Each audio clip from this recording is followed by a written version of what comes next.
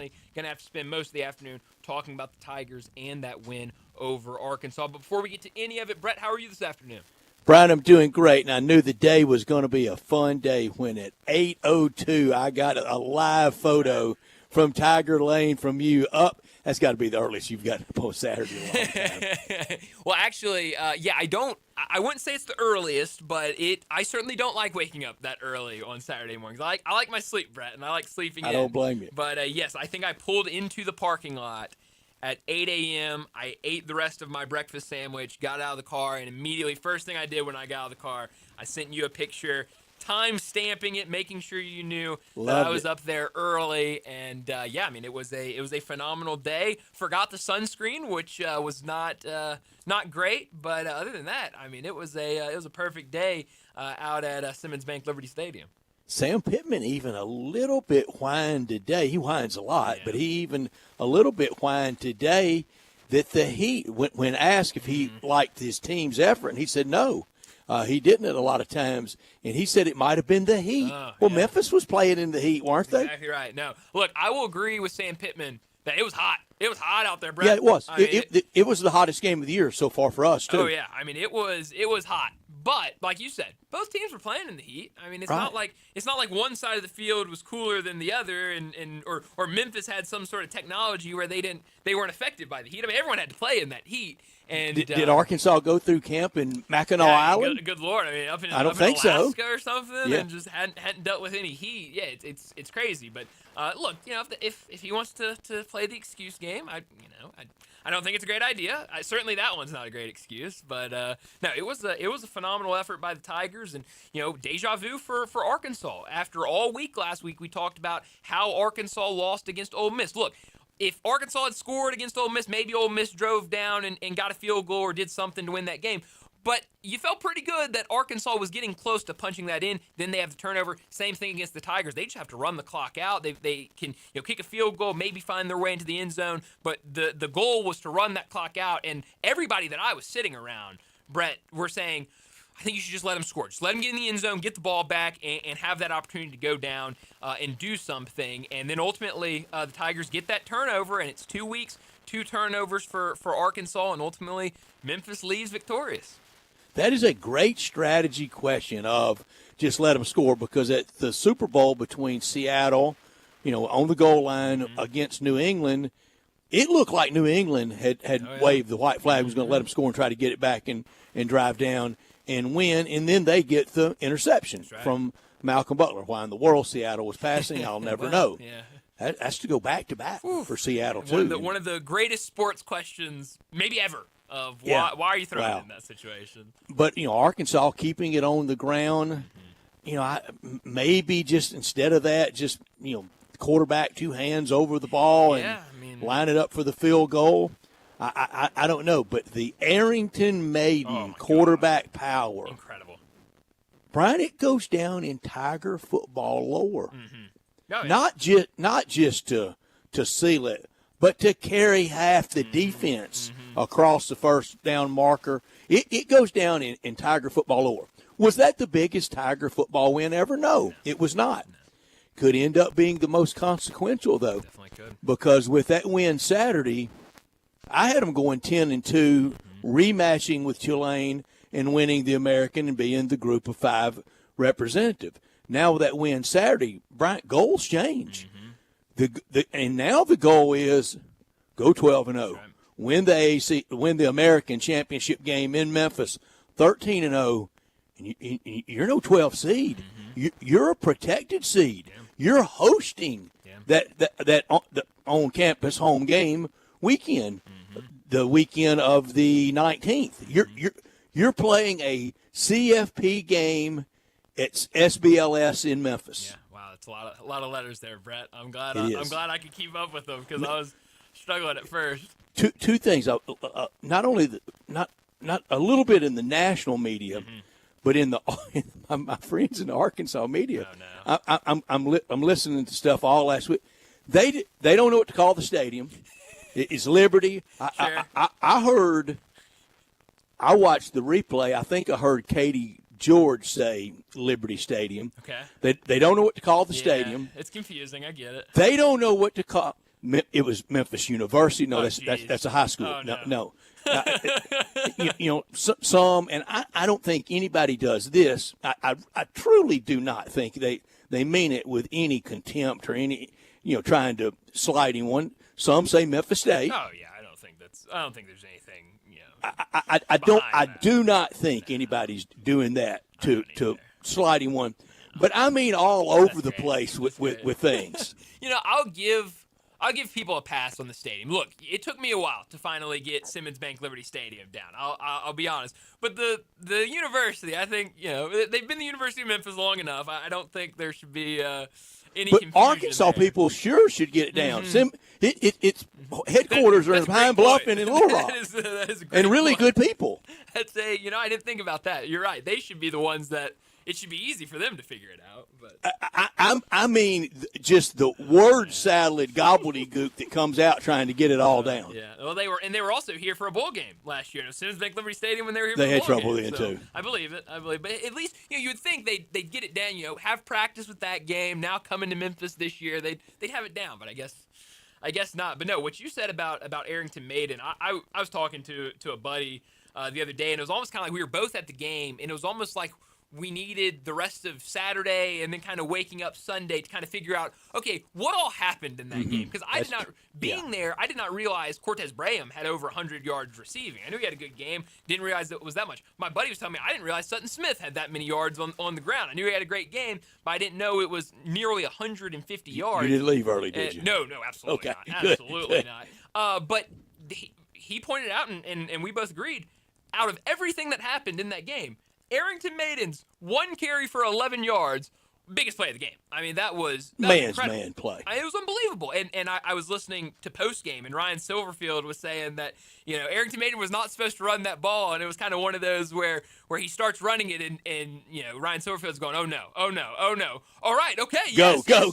Yeah, so it was one of those plays, but it was awesome, and that play, watching it kind of play out, was really incredible. I mean, the strength that he had to just will himself to first down was awesome. It was shocking. Well, no, let me rephrase that. It was eye-opening to me, not shocking. It was eye-opening to me that Kamari Wilson, Chris Bracey, and William Whitlow were the three best defensive players on that field. Yeah. Arkansas had nothing on their defensive side like those three. Yeah, I mean, it was a really remarkable game from the defense for the Tigers, and we talked about that last week of how defense was going to have to be big. You've seen what this Arkansas offense has done so far this season. They've looked really, really good. It was going to be big for the defense. I'll throw somebody else in there, Drew Watts. Drew Watts was in the backfield all game long for the Tigers and getting really good pressure in that Arkansas backfield. So, yeah, I mean, that defense was really fun to watch on Saturday. It was something to see, the game plan, the execution, how it played out. Last week we talked about it a lot. One of the first callers I hear this morning to Greg and Eli said, I was listening to the afternoon crew, and they said the Tigers had to play perfect. I don't think we ever one time said that. No. We never said that. They said they had to play their most perfect game ever. In fact, every time I would bring it up. No, they don't have to play their best game they've ever played in their football history, but they do have to play their best game in the Ryan Silverfield years. I contend they did. Yeah. If you want to point out a win over Charlotte or Rice or somebody somewhere, but against that competition and with those stakes, I contend that they did. Yeah, I mean, I think it's definitely up there. What was it? Absolutely perfect? No. But what I said all week, create 3 turnovers. They had 3 turnovers. Exactly. Make Arkansas punt 5 times. Arkansas punted 5 times. Win the time of possession. The Tigers won the time of possession. Win something in the low 30s. Anything 35 and up is depreciating value. We've got all these tapes. Oh, yeah. We've got every recording of every show we've ever done, and I know what I say because I know what I believe. Yeah, and you only say things you believe. I can assure everybody about that. But no, I mean, I think certainly the second half was some of the better football I've seen in a while. And we've got names, Bryant and Brett. Yeah, that's exactly right. But No, I mean, in the second half, the way the defense played, the way that they forced those turnovers, I mean, 2 of those turnovers in the second half, in the fourth quarter. I would say the second half for sure, probably the best that this team has looked under Ryan Silverfield, I would say. From 28 to 10, couldn't you even go that far? Sure, yeah, you could definitely go back further than that. Yeah, I definitely think so. But certainly, and that's a good point because the way that they closed out the first half was huge. I mean, to get the ball back, I think less than or around a minute left in the first half, maybe a minute 30. The way they were able to drive the ball down the field and get into the end zone. Cortez Braham, I know there's been some questions about that pass interference call, but to score on that last drive and then go to half and play the way you did in the second half, I thought was remarkable. Some big time plays, some big time moments in that game that were really huge to ultimately win that game by 1 point. Yeah, it was. What was it like in the stands? What was it like really for good. you? I know pregame, I know you had fun, but in the stands, the vibe, the give and take, how much fun? Yeah, it was good. It was, I think where I was sitting, I was kind of, I was close to the Arkansas corner, that section. And, I'll say this. It was the first time I've been to an Arkansas game. So, kind of experiencing the Woo Pig Suey in person was cool. But, no, it was fun. I think everyone, the energy from the opening kick was there. And it was a really good crowd. I was texting you before the game and before the game started, it was a lot of red in there. And then ultimately it filled out. And I thought kind of what we were saying last week, about 60-40 is what we were kind of hoping for. And I think it was close to that. If it wasn't 60-40. A little higher maybe. It could have been. It could have been a little higher. Could have been a little. It was really hard because. Now, please don't be slighted. I fanned out and got a lot of. I sent out a lot to a lot of people, and I wanted a broad. And it was Arkansas types. It was Memphis types. It was neutral types. And it fell out about 70-30 in my poll of everyone at various points during the game. So let me tell you how I saw the end of the game. Didn't get to watch any of it. Very busy. Get over after our pregame to the press box, and it's on, but it had been switched in coverage to where Clemson and Syracuse was. So it wasn't supposed to be on that, and that's what Ole Miss was going to be on, coming on after that. So about the time, I mean, Arkansas's moving the ball, they go back to Syracuse-Clemson coverage because they're getting ready to start the Ole Miss game on time and even move away from that. So what's going on? Man. And then just ding, ding, ding. Can you believe how this ended? Unbelievable. And I'm going, no, what happened? I didn't see it. I have no idea how it happened. Yeah, no, I mean, it was crazy. And, like I said, a lot of people around me, I think it was a consensus of, hey, let them score and let's get the ball back and have a chance to go down and do something and ultimately able to get that turnover. But one thing I noticed about the crowd, and it's something we talked about. I think we really talked about it with Greg Gaston last week, and we had talked about it, but I think Greg Gaston also pointed out of how Arkansas fans very clearly were buying tickets other places, not just the ones that they were given as universities. Because that was kind of my problem of trying to figure out the percentages. Is you'd look around and obviously there was a big corner where there was a lot of Arkansas fans, but you'd look around and there was a group of Arkansas fans here and a group of Arkansas fans there and a row of Arkansas fans here, and so that's what my efforts. Everybody said it's so mixed and mingled. It was so mixed in. It's really hard to tell. It's not. It's not like going and and it's the opposing team's band and section over here. Right. Yeah. So it was cool, and I thought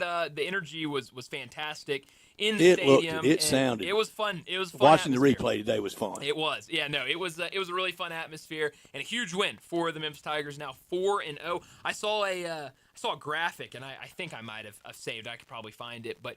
Of the teams that are 4-0 in college football, I believe only 4 4-0 teams are also undefeated against the spread, and Memphis is one of those. I mean, they have done a phenomenal job. Pay your fans. Yeah, here it is. So teams that are 4-0 and teams that are 4-0 against the spread, only 4 teams undefeated and also undefeated against the spread.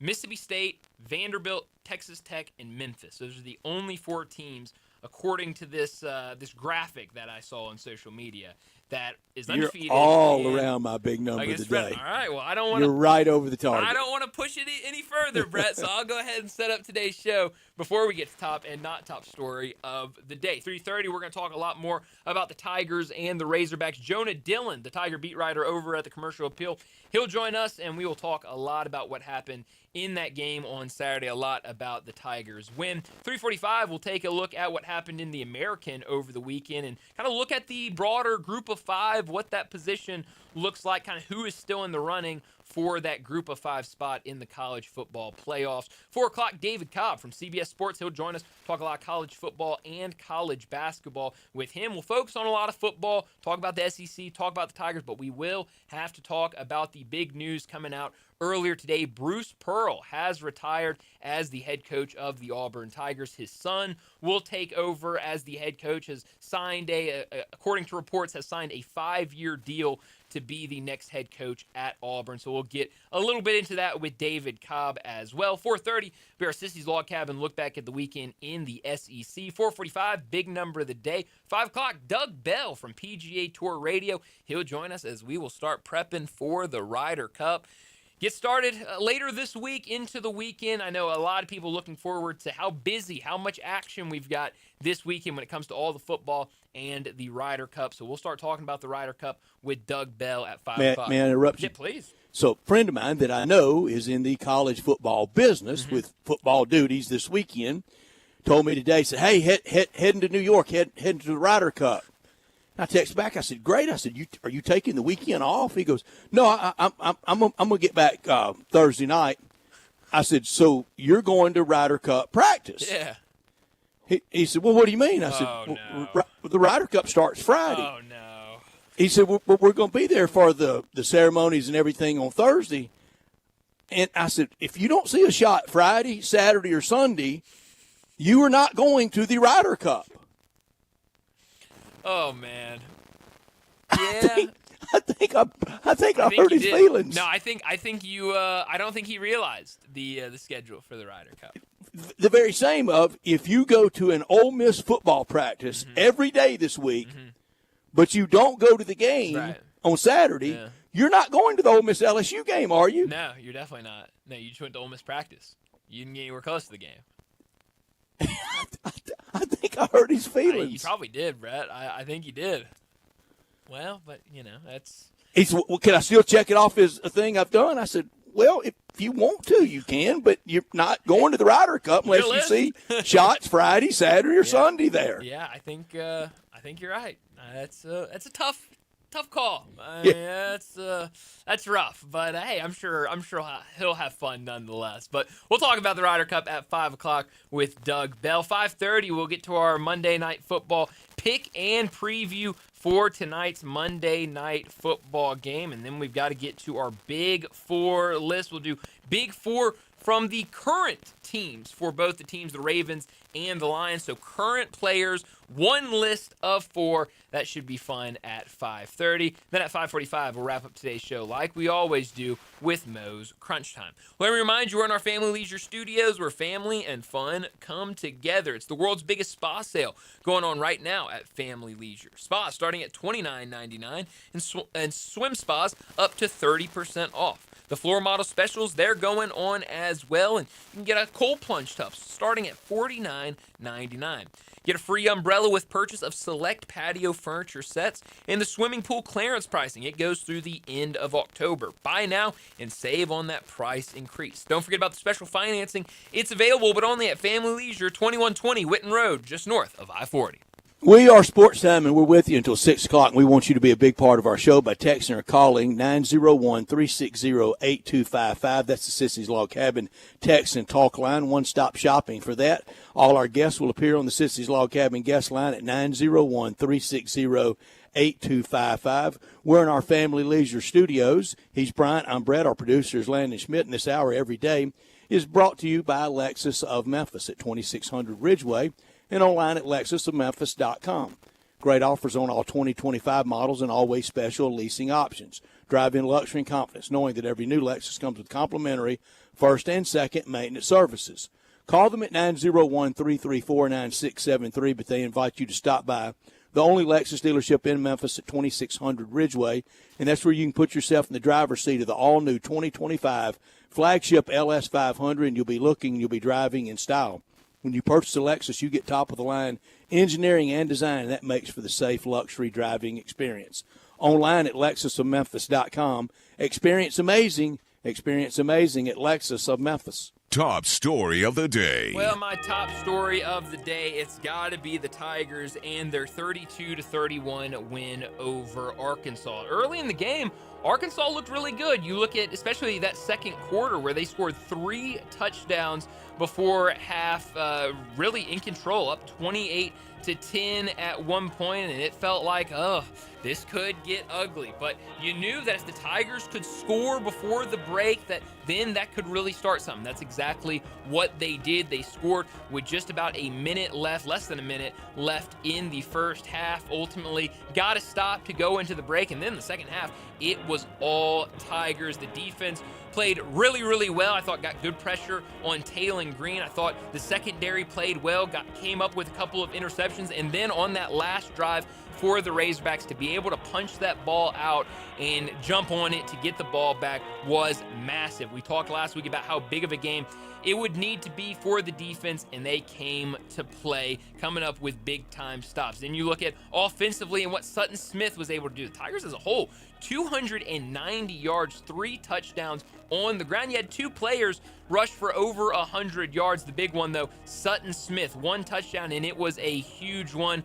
64-yard run, but also as a whole had 147 yards on 12 carries. He was really good. Brendan Lewis, what he was able to do with his legs, 2 touchdowns on the ground, 103 yards rushing on 16 carries. Greg DeWosier was back in the lineup, only got 9 carries, but obviously after missing really 2 3/4 of games to start the season, it made sense that you would see them slowly get him back in there. And then the run Arrington made, and when Brendan Lewis had to go to the sideline because his helmet popped Football off, lore. I mean, it was incredible to see the young quarterback that If this were Alabama, Daniel Moore would be starting the paintings right. now. That's exactly of the Arrington maiden run. Man, it was incredible. I mean, a guy that has not seen the field very much in his career so far, but to go out there in that big moment and just take it himself and say, I'm going to get this first down and get there was really fun to watch. Cortez Braham had over 100 yards receiving. Just a really, really fun game. But Chris Bracey being able to punch that ball out, get on top of it, it was a really fun game for the Tigers, and they get the win now 4-0, and we start conference play. Screaming Joe Test was great too. He was, Have you watched the rerun? I've watched it. I wasn't able to watch it with sound, but I've heard everyone that I've talked to that wasn't at the game said it was incredible to hear Screaming Joe Test on the game.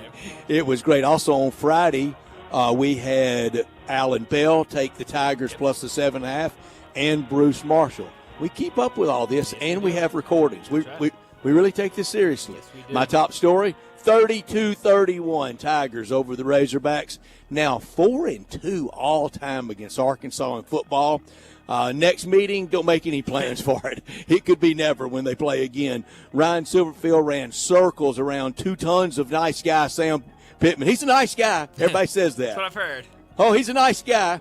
It's like the blind date. Oh, she's so nice. No. I need more information. Oh, she's so nice. He's so nice. The plan was great, and the execution was even better.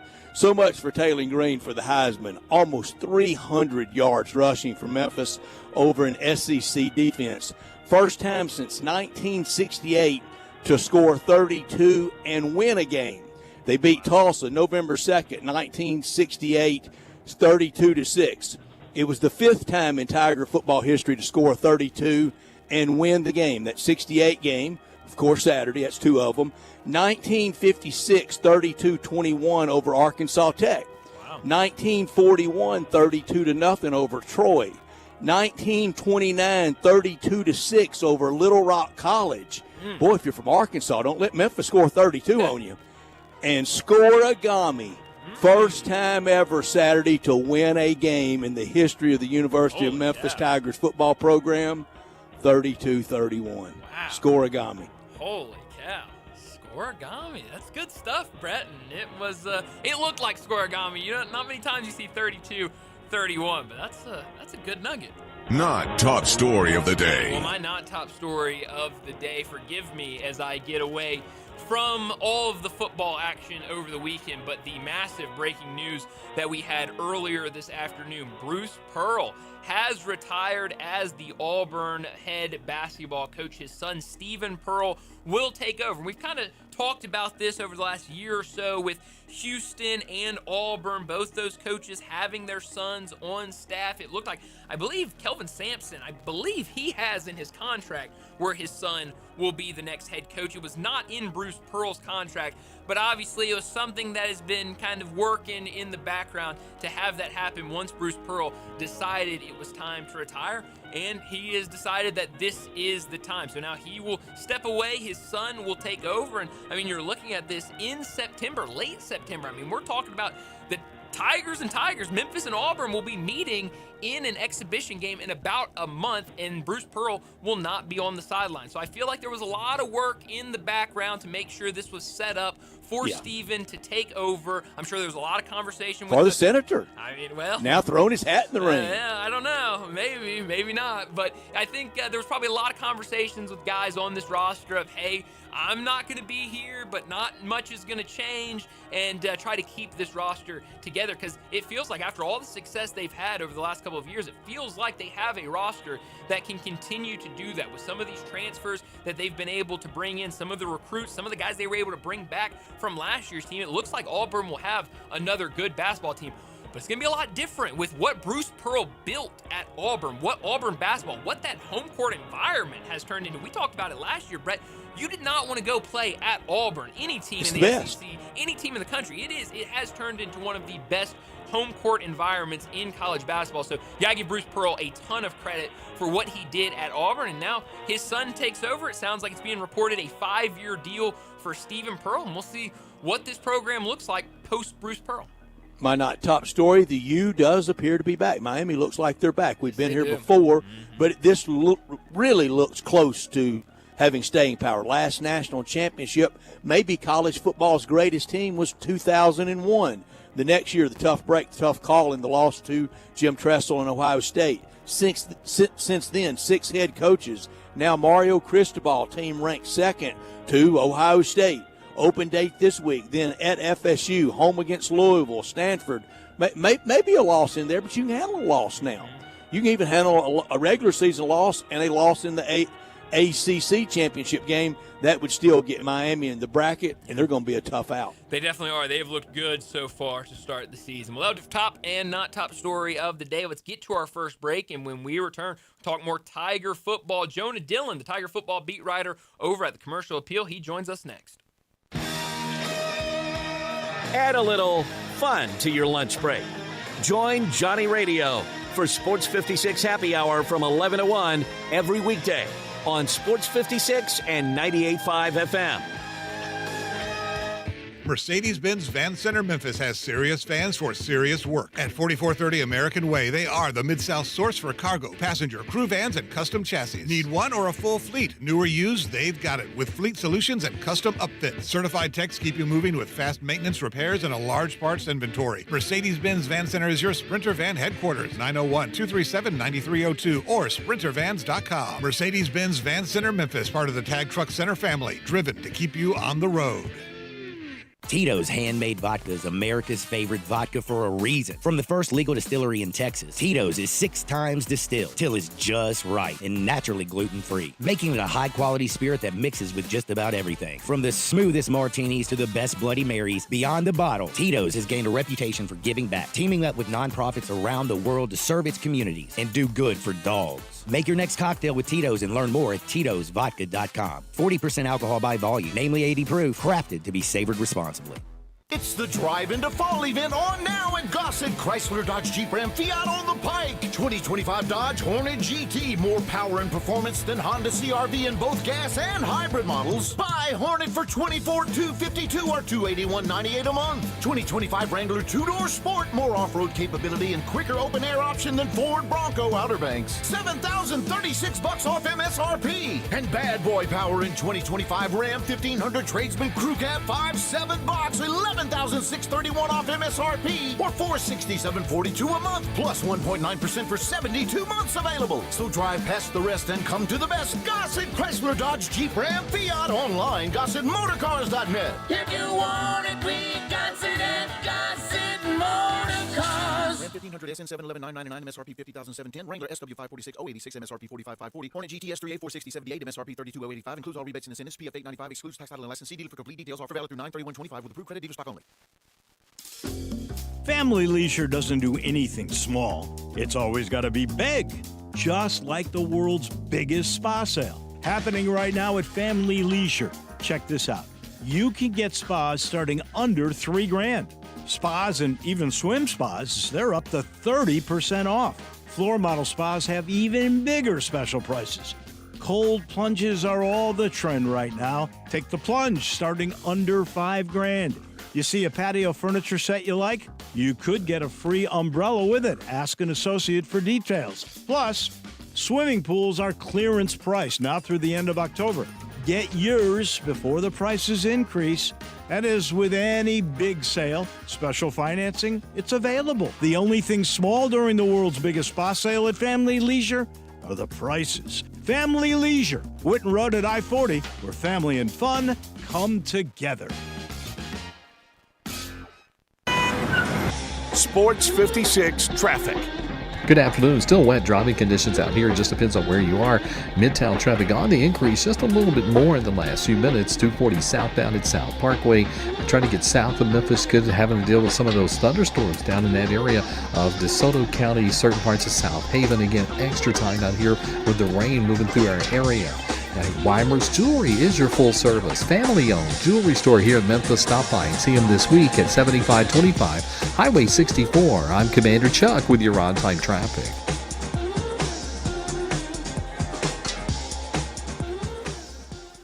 Now back to Sports Time on Sports 56 and 98.5 FM. This hour is brought to you by Lexus of Memphis. Here are your hosts, Brett Stats Norsworthy and Bryant Dacus. Welcome back into Sports Time. Bryant and Brett with you, and we got to talk more about the Tigers and their win over Arkansas. Joining us now to talk about it, the Tiger football beat writer over at the Commercial Appeal, Jonah Dillon. He joins us now. Jonah, thanks so much for joining us. A lot to get to about this game, about what the Tigers were able to do in that victory. But let's start with the defense. I think a lot of talk last week was about how can this defense slow Arkansas down. When you look at the numbers, 500 total yards of offense for Arkansas. They put up 28 points in the first half. Then the second half comes around. You limit them to only 3 points. You have 2 turnovers in that second half. You look at what Arkansas did on third downs, 3 for 10 for the entire game on third downs, especially in the second half. That defense was really fun to watch. Yeah, I mean, the turnovers, right? We talked about last week, how can Memphis win this game? They can force turnovers, and that's exactly what they did, obviously, the end of the game. But in the second half, being able to find plays and moments where they could, change the game, and they did that pretty consistently. And then, like you said, I think third down, not only did they stop them on third down, they put them in bad positions. There were a lot of negative runs for Arkansas. Even when Taylor Green would have those design runs, it felt like he went backwards a lot. And so Arkansas ended up in situations where they consistently had third and longs. And Memphis was able to kind of do what they wanted to do on those plays. So, yeah, really impressed with the adjustments. Really after there were a couple drives in the first half where Arkansas looked good. Obviously, the first drive of the game, they had that long touchdown. But after halftime, Memphis really, really good adjustments and an incredible performance in the second half. Jonah, the Tigers have accomplished so much since Justin Fuente got the job in 2012 and really started turning it around in the season of 13 and into 14, and then Mike Norvell, now Ryan Silverfield, and all the quarterbacks.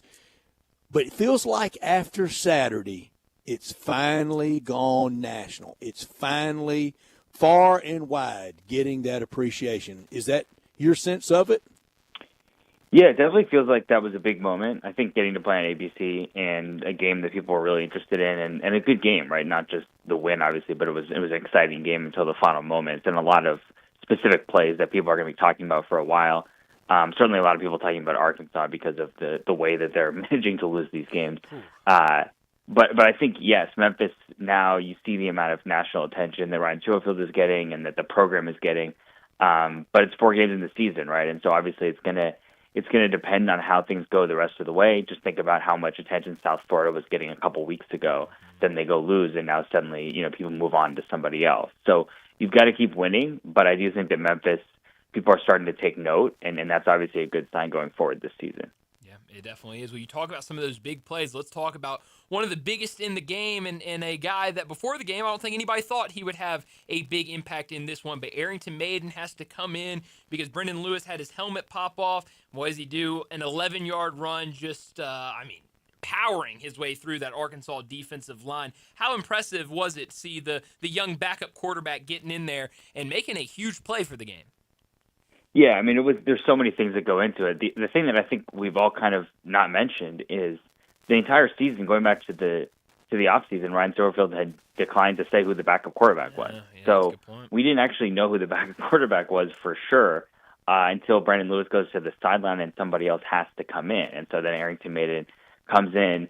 And look, that play, you go back and watch it, he was stopped about a yard into the run. And then we're all sitting there like, okay, they're going to plan how much time's on the clock. Arkansas, obviously, explosive offense. They could kind of get the ball back down there, maybe to get a field goal to win the game. And then as you're starting to look away, you realize that the whistle hasn't been blown yet. And Arrington Maiden is still running and dragging a defender across the first down marker and for a first down that ices the game. An incredible play, the kind of play that, goes down in Tigers lore. And I think people will be talking about just because of how out of nowhere it was, how many things had to happen for him to even be on the field and be in that position with the ball at such a critical point of the game. Just one of those college football things that just happens and kind of reminds you how much you love this sport. Oh yeah, it was really fun to watch. And then the other big player, Sutton Smith, his home run touchdown run, 147 yards on the day, did have that rushing touchdown, had 12 carries on the afternoon as well. It's been really impressive and something that I heard, I think they were talking about on the post-game show as well, but it's incredible to see what he's doing after that surgery and injury last year. It almost looks like he's faster coming off of that ACL injury. What have you made of just these first 4 games and that performance against Arkansas from Sutton Smith? Yeah, I mean, he's looked incredible. These are all the things that we've been talking about. It feels like for years now with Sutton Smith of, hey, if he does this, this, and this, he can be a legitimate superstar. And through 4 games, he's doing all those things. And he looks like a star player, and he looks like a player that, just when he gets the ball, it's a different level of explosiveness that he has. I mean, even on that touchdown run, yes, the speed is there, but he gets met behind the line of scrimmage and has to stiff arm a defender, and then he makes the cut at the exact right time. So if you go through that whole run, kind of see the different things that really you want out of any running back, right? Ability to break tackles, ability to read the field and see where you need to cut, and then pure speed. Because as we know with Sutton Smith, once he takes off and turns down the field, it's over, right? And so that's what happened on that play. It was a huge moment in the game. And yeah, I mean, the way that he's playing right now, I think also you mentioned the carries. He's somebody, obviously, the concern with him was you don't want him to have too many carries. Can he be a 20-plus carry player? With Greg DeWosier back now and the rest of the running backs, I don't think Sutton Smith needs to have that many carries.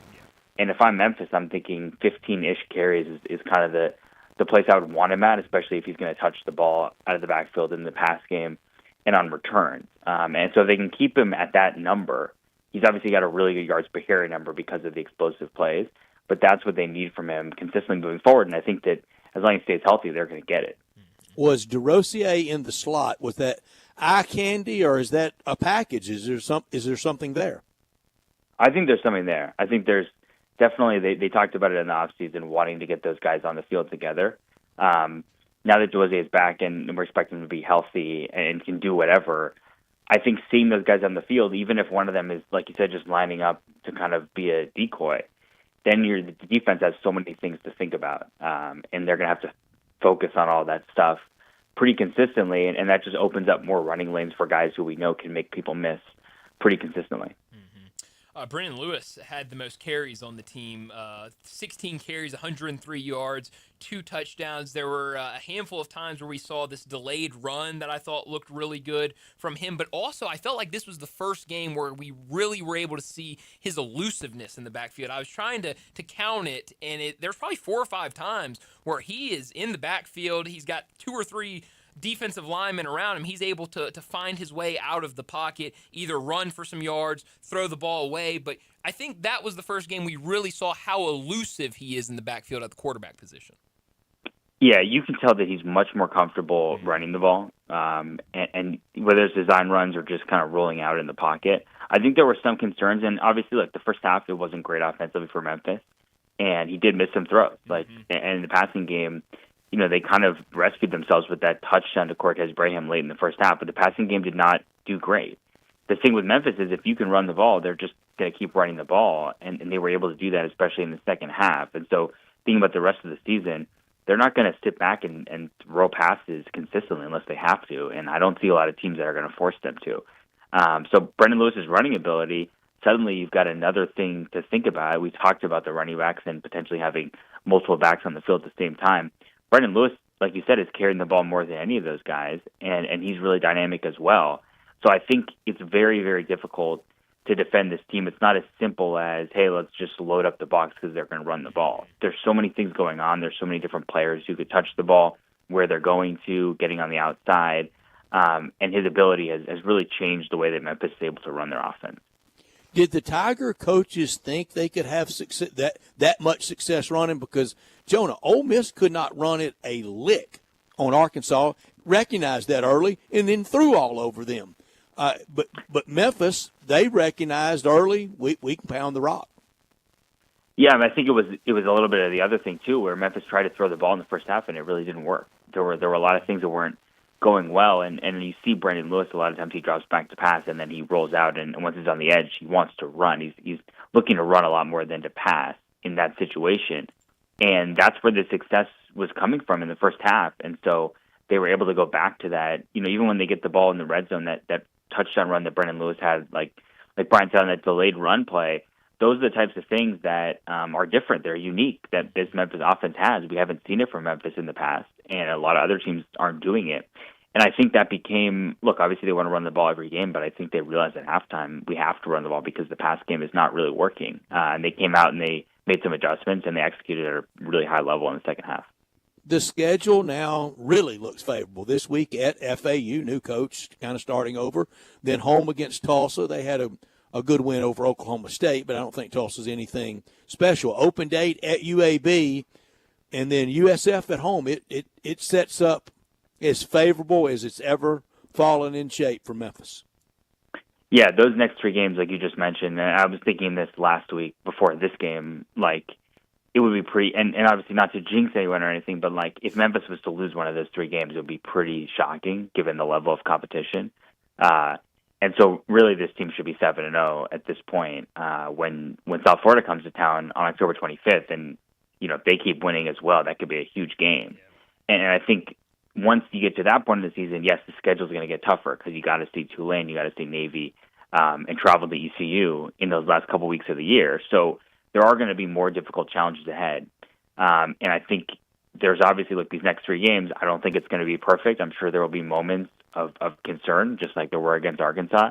But Memphis should be able to pretty easily get past these three teams and then set up a really big game against South Florida. Yeah, it's going to be that'd be a fun one, but got to definitely take care of business. You're on a fun beat. Oh, yeah. No, it has been since you got there, hasn't it? That's right. That's definitely true, yeah. Well, it's going to be fun. Jonah, as always, thanks so much for joining us. Great and stuff. We'll talk to you again next Monday. Yeah, thanks for having me. Thanks, Jonah. Jonah Dillon from the Commercial Appeal, Tiger football beat writer over there, joining us to talk about that big win for the Tigers. Now, got to go on the road to Boca. Think of these possibilities. Think of this. Hosting a home American Conference championship game. They've done that and won that. Mm-hmm. But that could be Saturday, December 6th. I think I said. Well, there is a Friday night game. The championship game would be Friday night, the 5th. Friday night, the 5th. Thank you. Yep. Then 2 weeks later, there's one game on the 19th, and then 3 games on Saturday, the 20th. That's the Tigers' new goal now. Mm-hmm. Yeah. Host that. It absolutely is. And, you've done everything you need to do in non-conference, and so now you turn your attention to conference play. And, it's not going to be easy, but they are definitely in a really good position here going into conference play. Let's say, if you're the 8. Sure. But you host, that would be against the 9. A lot of of teams that could be mentioned. Maybe maybe a Alabama, maybe a Georgia. Yeah, I mean it'd be great. I mean, I saw even right now with just people putting Memphis just as the 12. I think it was ESPN that put out their prediction and had Memphis and LSU in the first round. I mean, I think At Tiger Stadium, it'd be incredible. I mean, that would be awesome. So I love all the people that I've never been to a game there, but I've driven by it. Well, that's not really like that's kind of like our Ryder Cup conversation. It's even less. It's like driving by an empty stadium. That's right.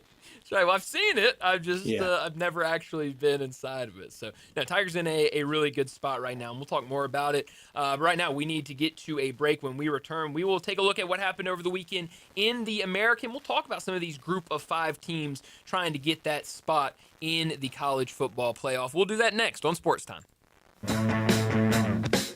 Join the voice of the Tigers, Dave Woloshin, for Wolo and Friends. Weekday mornings from 10 to 11 here on Sports 56 and 98.5 FM.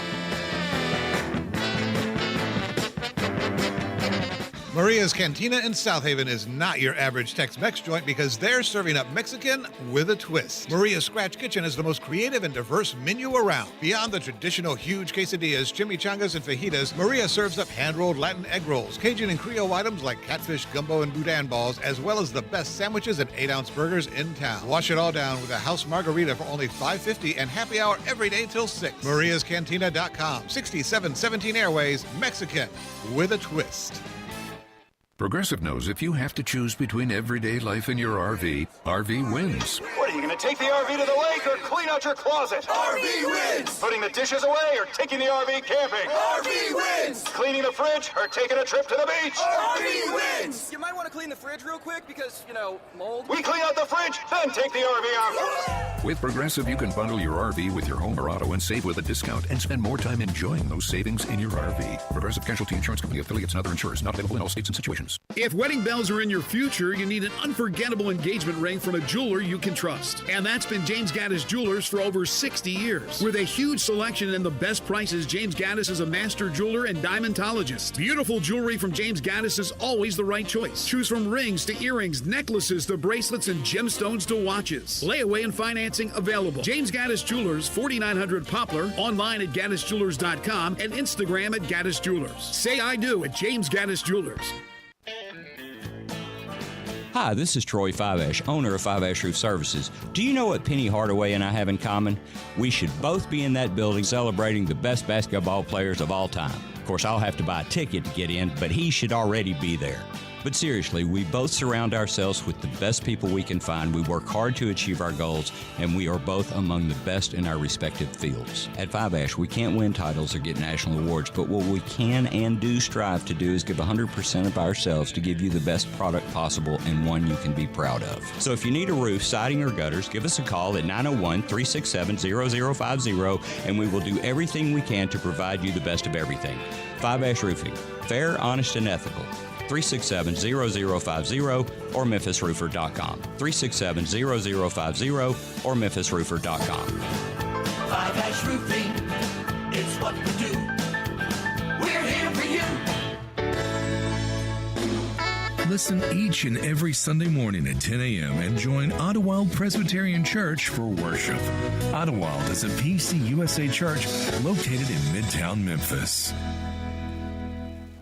Now back to Sports Time on Sports 56 and 98.5 FM. This hour is brought to you by Lexus of Memphis. Here are your hosts, Brett Stats Norsworthy and Bryant Dacus.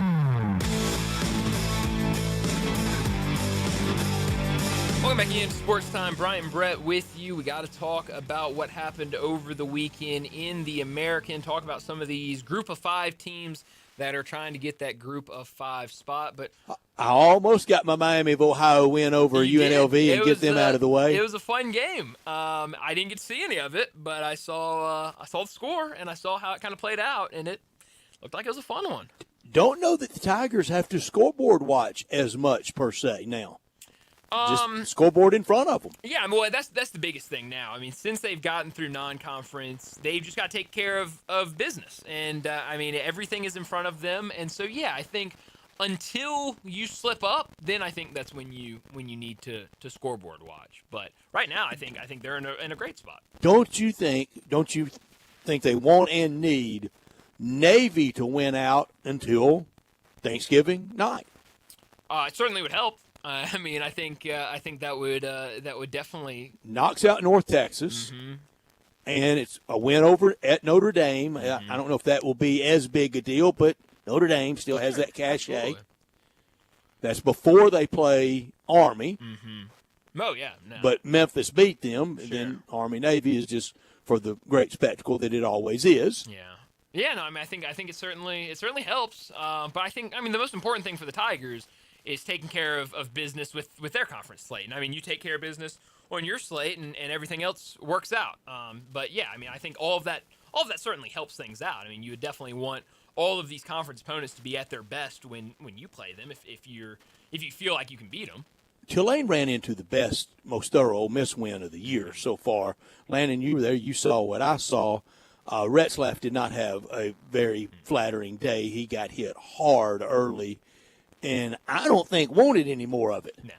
Hey, and that happens. You get one of those big hits, and it rings your bell a little bit, and you get a little gunshot. Tap out a little bit. Yeah, I certainly wouldn't want to take those hits. So yeah, it was it was one of those games where I thought Ole Miss came out and looked really, really good. And, on the other side, Tulane really struggled. And I think up until this point, Tulane had looked really, really dominant in all of their games. And so it was a little surprising to see them run into that buzzsaw on Saturday against Ole Miss. But they still certainly have everything in front of them. They control their own destiny. So, but that was a really good win for Ole Miss, and I think raised some questions about Tulane.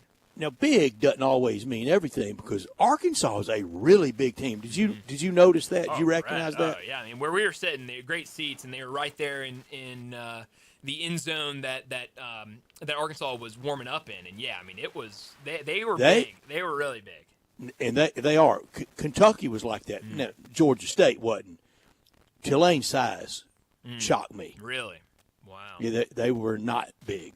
Interesting. Yeah, you would think that they would have some good size up there. So that is it was good, but it wasn't Arkansas and Kentucky big. No, Arkansas. But that doesn't mean everything. No, it definitely doesn't. But no, I thought it was a real impressive win for Ole Miss over Tulane. And then you mentioned it earlier, the other big win from the weekend in the American, Tulsa on the road against Oklahoma State. How about that? First time since 1951.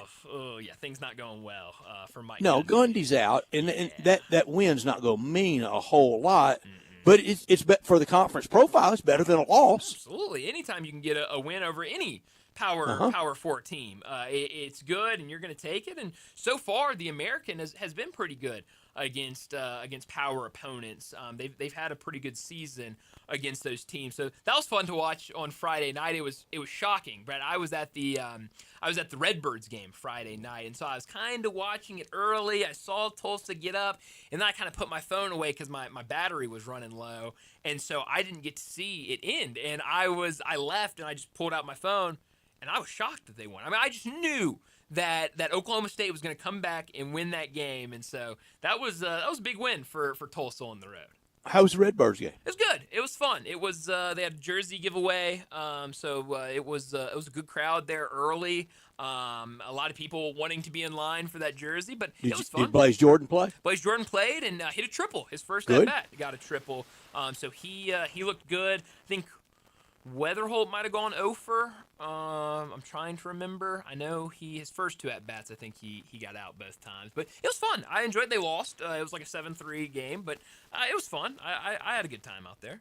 Good. So, good. Now, the off-season, a lot of that money is going to be spent. Oh, yeah. We'll see how well. Yeah, it's going to be the big question of kind of keeping up with what's going on down there. Anything else that jumped out to you with the American over the weekend? It was just a weekend.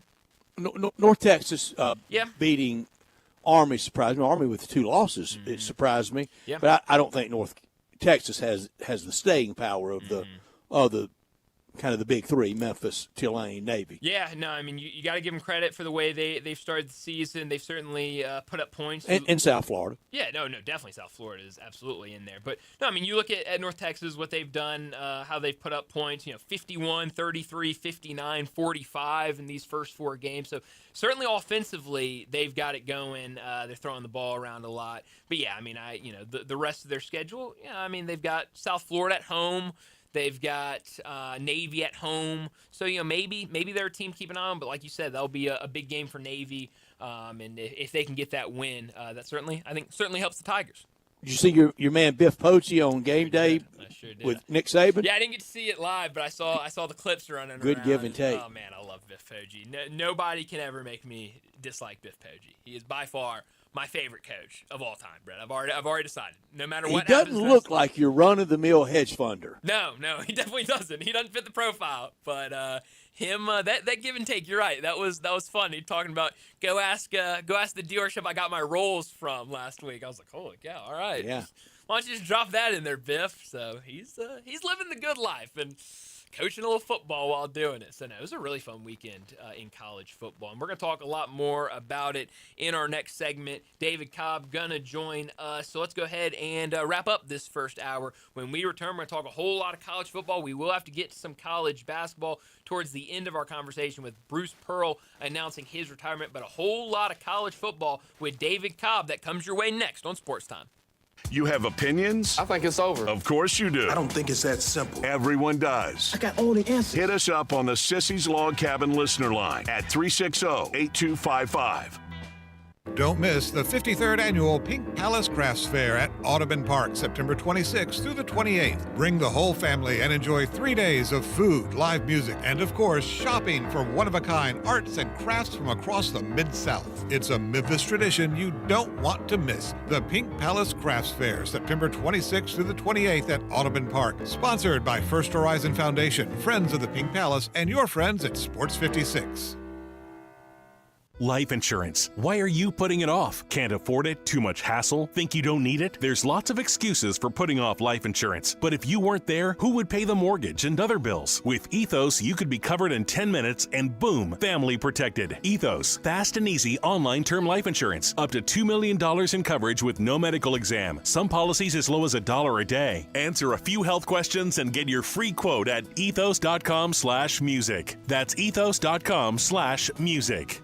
Hey everybody, are you ready? Well, you should be, because it's time to load up and head for the games or hit the road with All-Star Chevy. All-Star Chevy right here in Olive Branch is getting you ready for driving season, for tailgate season, and everything in between. Come check out the all-new Tahoes and Suburbans, Traverses. All the Silverados are here. Financing as low as 0 or 3.9 and no payments for 90 days. 1.9 and no payments for 90 days on a new 2026 Equinox. And your good credit, of course, deserves it. Military first responders, you get an extra $500 bonus. And All-Star has the best of the best pre-owned and certified Chevys. Tons of Silverados, Tahoes, Equinoxes, even the sexy, sleek-looking Corvette Stingray. If you have any car or truck you want to sell, this is the best week, and All-Star Chevy is the best place to bring your title and get a big check today. Are you ready? Let's go together. Let's drive. Everything you want is here. All-Star Chevy in Olive Branch, or go to allstarautogroup.com. Progressive knows RV owners like to travel at a nice, relaxing pace. Just like this commercial. They're not rushing to a departure gate at the airport because they depart from their driveway. And they can relax even more knowing they're protected by Progressive. Now here comes the fast part. Progressive Casualty Insurance Company and Affiliates. Sports 56 traffic. Good afternoon. The traffic volume increasing even more in the last 15-20 minutes out here on all the major outbound routes. Certain areas still having to put up with some pesky showers as traffic gets heavier. Certain sections of Sam Cooper going outbound, trying to get south of town. We've watched that build on the Interstate 55 going southbound through South Haven, pushing on down into parts of DeSoto County.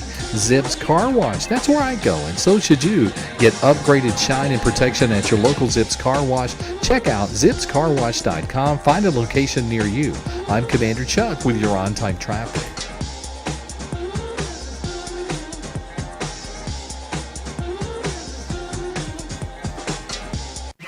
Memphis's original sports station. We are Sports 56, WHBQ Memphis and W253DF Memphis. Now back to Sports Time on Sports 56 and 98.5 FM. This hour brought to you by Landers Ford in Collierville. Here once again are Brett Norsworthy and Bryant Dacus. Merry-go-round in dreams, right sometime.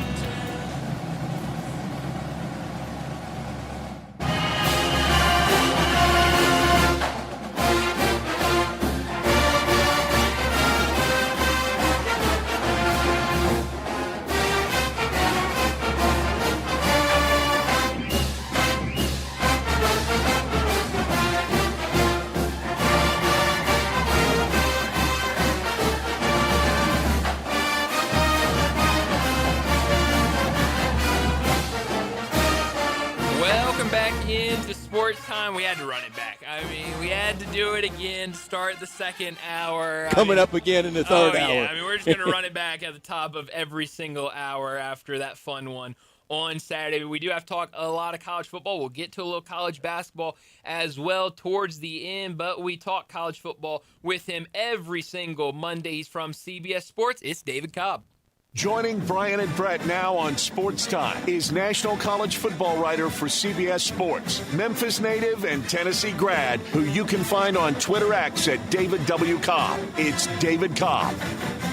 David Cobb joins us now from CBS Sports, and a lot to get to. But, David, let's start with the Tigers and that win over Arkansas Saturday afternoon. Trailed by as many as 18. Came up with the big defensive turnover. Chris Bracey punching the ball out. Tigers get on top of it, get the ball back, up one. As Arkansas really just trying to run the clock out and set up either maybe a touchdown or a field goal. What did you make of what the Tigers were able to do Saturday against Arkansas? Yeah, that was a spectacular, huge outcome for the program and for the American. I mean, you think about it in the greater context of what that league is accomplishing this year. I mean, between Tulsa beating Oklahoma State and Memphis beating Arkansas, you now have 6 victories for the American over Power 4 opponents, and that's significantly more than they've had in the last 3-4 years combined. So it's just further evidence that the American is now the top group of 5 conference in the country. So huge, not just for Memphis, but for the league. And but man, you think about it from the Memphis perspective, it's almost business as usual. I mean, Memphis over the last 10 years, if you get an SEC team in their stadium, they're generally going to take care of business. So it wasn't even stunning, but the game itself and the ebbs and flows and the arc that it took just made it absolutely spectacular, because you mentioned it, down 18 points. You don't really give them much of a chance. But, I mean, the 2 big gambles that Ryan Silverfield took in the first half kind of backfired, because the onside kick didn't work out. The double reverse pass got intercepted. So those are the shots and the gambles that you take because, hey, look, we might not be as talented. We got to have some things go our way. We're going to make our own breaks. It didn't work out, but the defense ended up being, I thought, the swing factor in that second half, because Taylor Green and that Arkansas offense, man, they can rack up some yardage. But yeah, the defense with the playmaking, the interceptions, the fumble at the end, obviously, you don't have to be just complete lockdown. You're never going to stop an offense of Arkansas's caliber with Taylor Green at quarterback. But you just have to make some plays, and that defense absolutely made the plays to change the tide of that game. Yeah, that bend David, don't break. What an open for you, Tiger Fight song down the field, your traditional Monday open. We got it all in for you, didn't we? Yeah, no doubt. Now we just need I got my master's from Ole Miss, right? That's right. So you need to mix that in, yeah. We'll get a little in. May throw some Rocky Top in there somewhere, but great win for the Tigers, and now it's in front of them. They can be a part of the college football playoff. Yeah, no doubt. So it's you look at it, Memphis, Tulane, and South Florida. They all have, and actually, if you go and look at the betting odds of those three, Memphis has the best odds right now to go to the college football playoff at plus 350 over South Florida, over Tulane.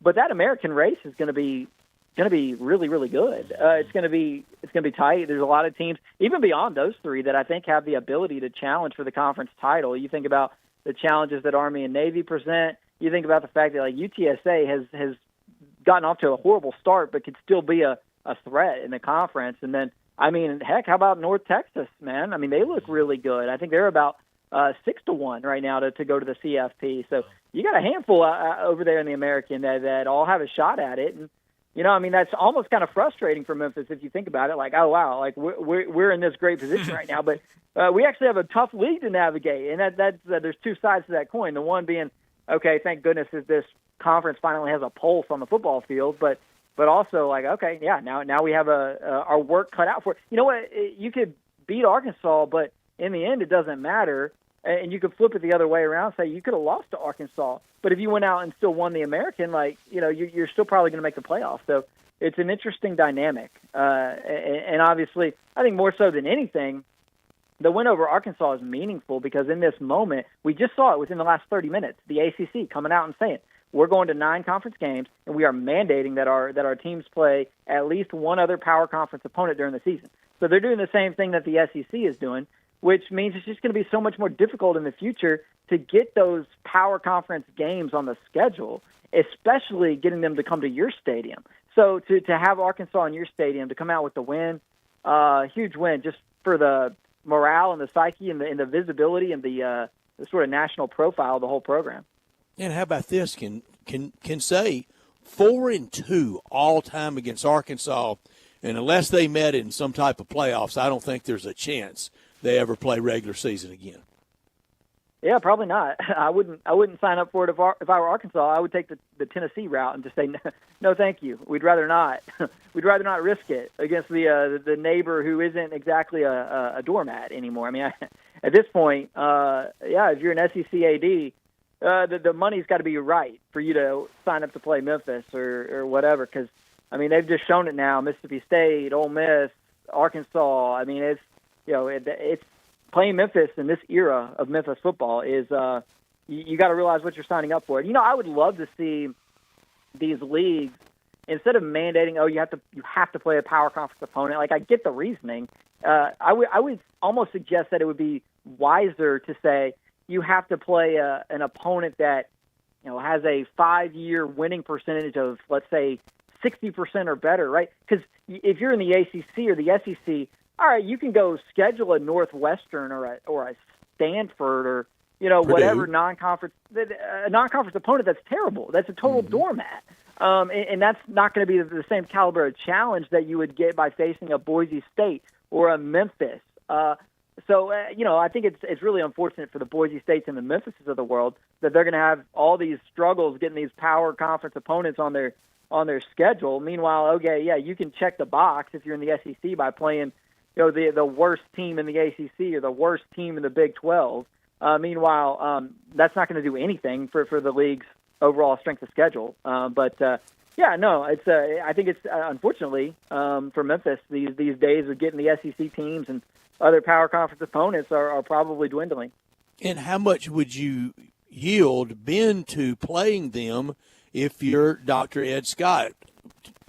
2-1, you know, like for Ole Miss, it's mostly always been 1-for-1. Would you even go 2-1 there, or would you ever go? I mean, if Tennessee called, would you take 3-for-1, or would you hang up on them? Yeah, 3-for-1. That's tough. I think feel like you're relegating yourself to a level of inferiority that is kind of at odds with reality at that point. But you do have this, you know, beautifully renovated stadium that's going to be complete here fairly soon. And, you know, I mean, I guess you'd have to think about it, especially if you could make enough. Like, it's such a financial equation now in this era when you got to find every possible quarter that you can in every corner of the couch, you know, to pay the players. Okay, like if they're going to pay us enough to go to Fayetteville or Oxford or Knoxville, and we only get one home game from a set of 4, like, yeah, if the price is right, I think you entertain it. You have to apply basketball pressure too, don't you? Yeah, well, you know, that lifetime contract for Rick Barnes, you know, I don't know. That one's going to be, I think, almost more impossible if you're talking about Tennessee to get it done in basketball. But what about Arkansas and Mississippi State and Ole Miss that all either are very interested in or are currently playing Memphis in basketball? Look, if you can't play nice with us about football, we're going to have to let the basketball thing go too. Yeah. I mean, maybe a little bit of leverage there. It's a good regional non-conference basketball opponent, so you could try to press that button if you want to. But again, in basketball, we know how much Memphis needs those games. I mean, it's the way they build their NCAA tournament resume. But maybe there's other suitors out there. I mean, you look into the Big 12. I mean, yeah, they don't want you in their league, but would they be willing to do some 2-for-1s with you in football? Look at the ACC and, try with Louisville, try with Georgia Tech. There's some opponents there potentially in the football space. And, look, I mean, Memphis is playing Louisville in basketball this year, so there's obviously a relationship there between the administration. So, I mean, yeah, you're going to have to get creative to get the marquee games on your schedule. There's no doubt about it, and that's frustrating because you're in a really good spot right now, and you have been for a while. And these games have been the anchors of your schedule. So you got to figure out a way to keep them on there. But what that looks like, I don't know. That's among the many myriad of issues that Ed Scott is having to navigate in this era. Yeah, it's a different world we're in now. With everything that's changing in college athletics. Talking to David Cobb, he joins us every single Monday, talk college football and college basketball. Miami, another big win for them, this time against Florida. Florida now drops to 1-3 on the season. Is the U back? Oh, it's back. It's all the way back. You look at what they've done. They've done more than any other team in college football right now. I mean, you talk about wins over Notre Dame, South Florida. That's as good as it gets from a resume standpoint. Of anyone in the sport, and it's not fluky. It's not like last year Cam Ward was great, but the defense was flawed. There was a lot of hero ball. It was an incomplete team. This year it looks like a complete team on the line of scrimmage. Their defense is just ruthless, and they're running the football pretty well. I mean, I think Carson Beck is playing fine, but Cam Ward is a much better quarterback. But even still, even with just a slight downgrade in quarterback play, the team looks significantly better. Miami is back, and the ACC needs them back because, boy, Clemson, SMU, not so good for the two teams that were in the playoff from the ACC last year. You got Miami, Florida State, and I guess Georgia Tech, and that's about it right now in the ACC. But yeah, man, Miami's back. They're a complete team. The ACC is so easy right now. That they should be able to skate through and, at worst be, let's say they lose to Florida State. Like, I mean, they shouldn't lose another game outside of that one. That's the only one that they should be less than a touchdown favorite in the rest of the way. Could have two FSU against Miami games, regular season and championship game. Wouldn't that be awesome? I think it's fun to have those two teams back. College football is better when there's good teams in every conference. And, Clemson's been Clemson, but they hadn't quite been at peak Clemson here these last few years. And, to have Miami and we'll see on Florida State. Like, are they a legitimate national title contender? They sure look good in week 1 against Alabama, but they've kind of been off the grid since then due to the way their schedule shapes up. Vegas doesn't seem to like Florida State a whole lot. I mean, they're only a touchdown favorite against Virginia this week, which is mind-blowing when you think about the caliber of team Virginia has versus what we have seen from Florida State. But yeah, I think that's absolutely in the cards. Miami-Florida State rematch in the ACC championship game. I'd be willing to bet that's likely where we're headed.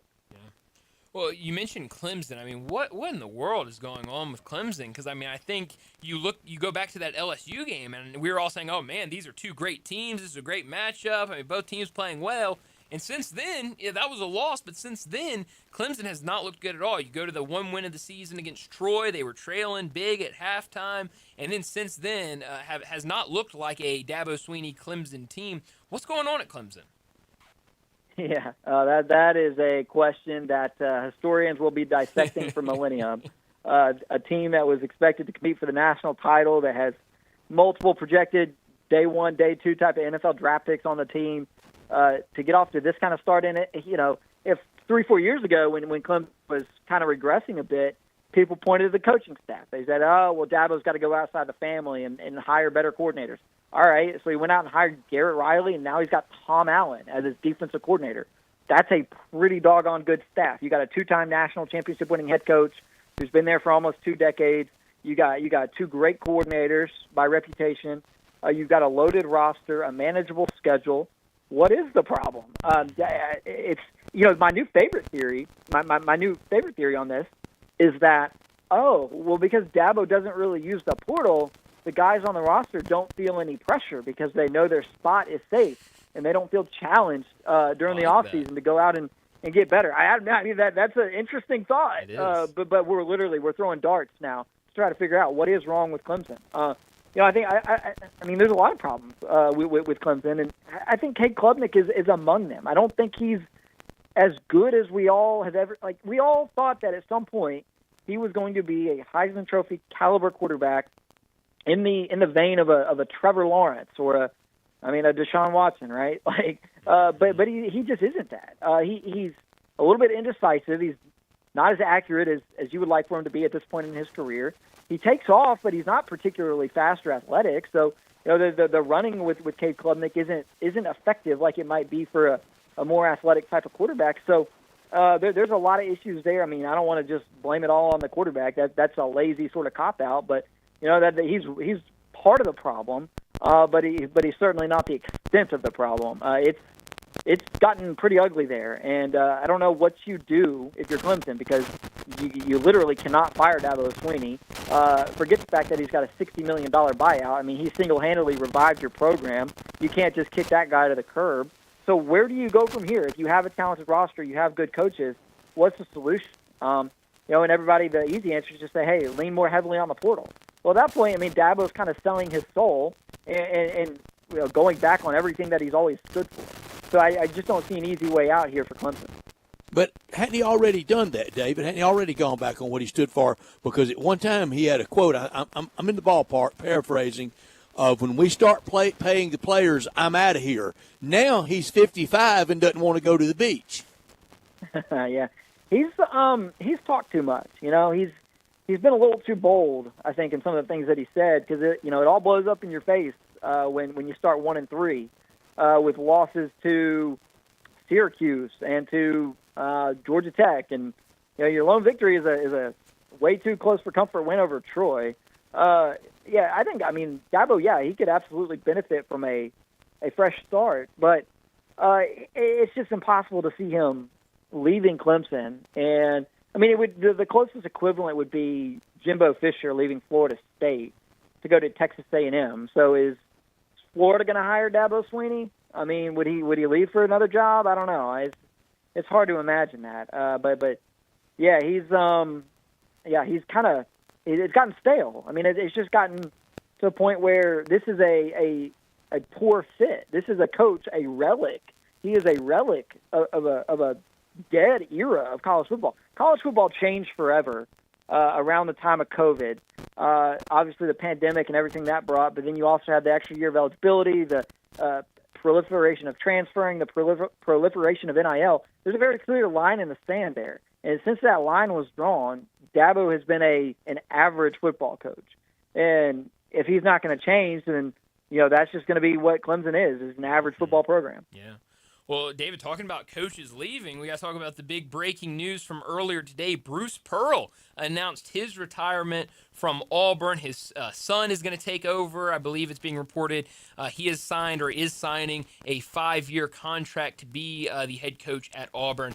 I did not see that coming at all. What did you make of that breaking news earlier today?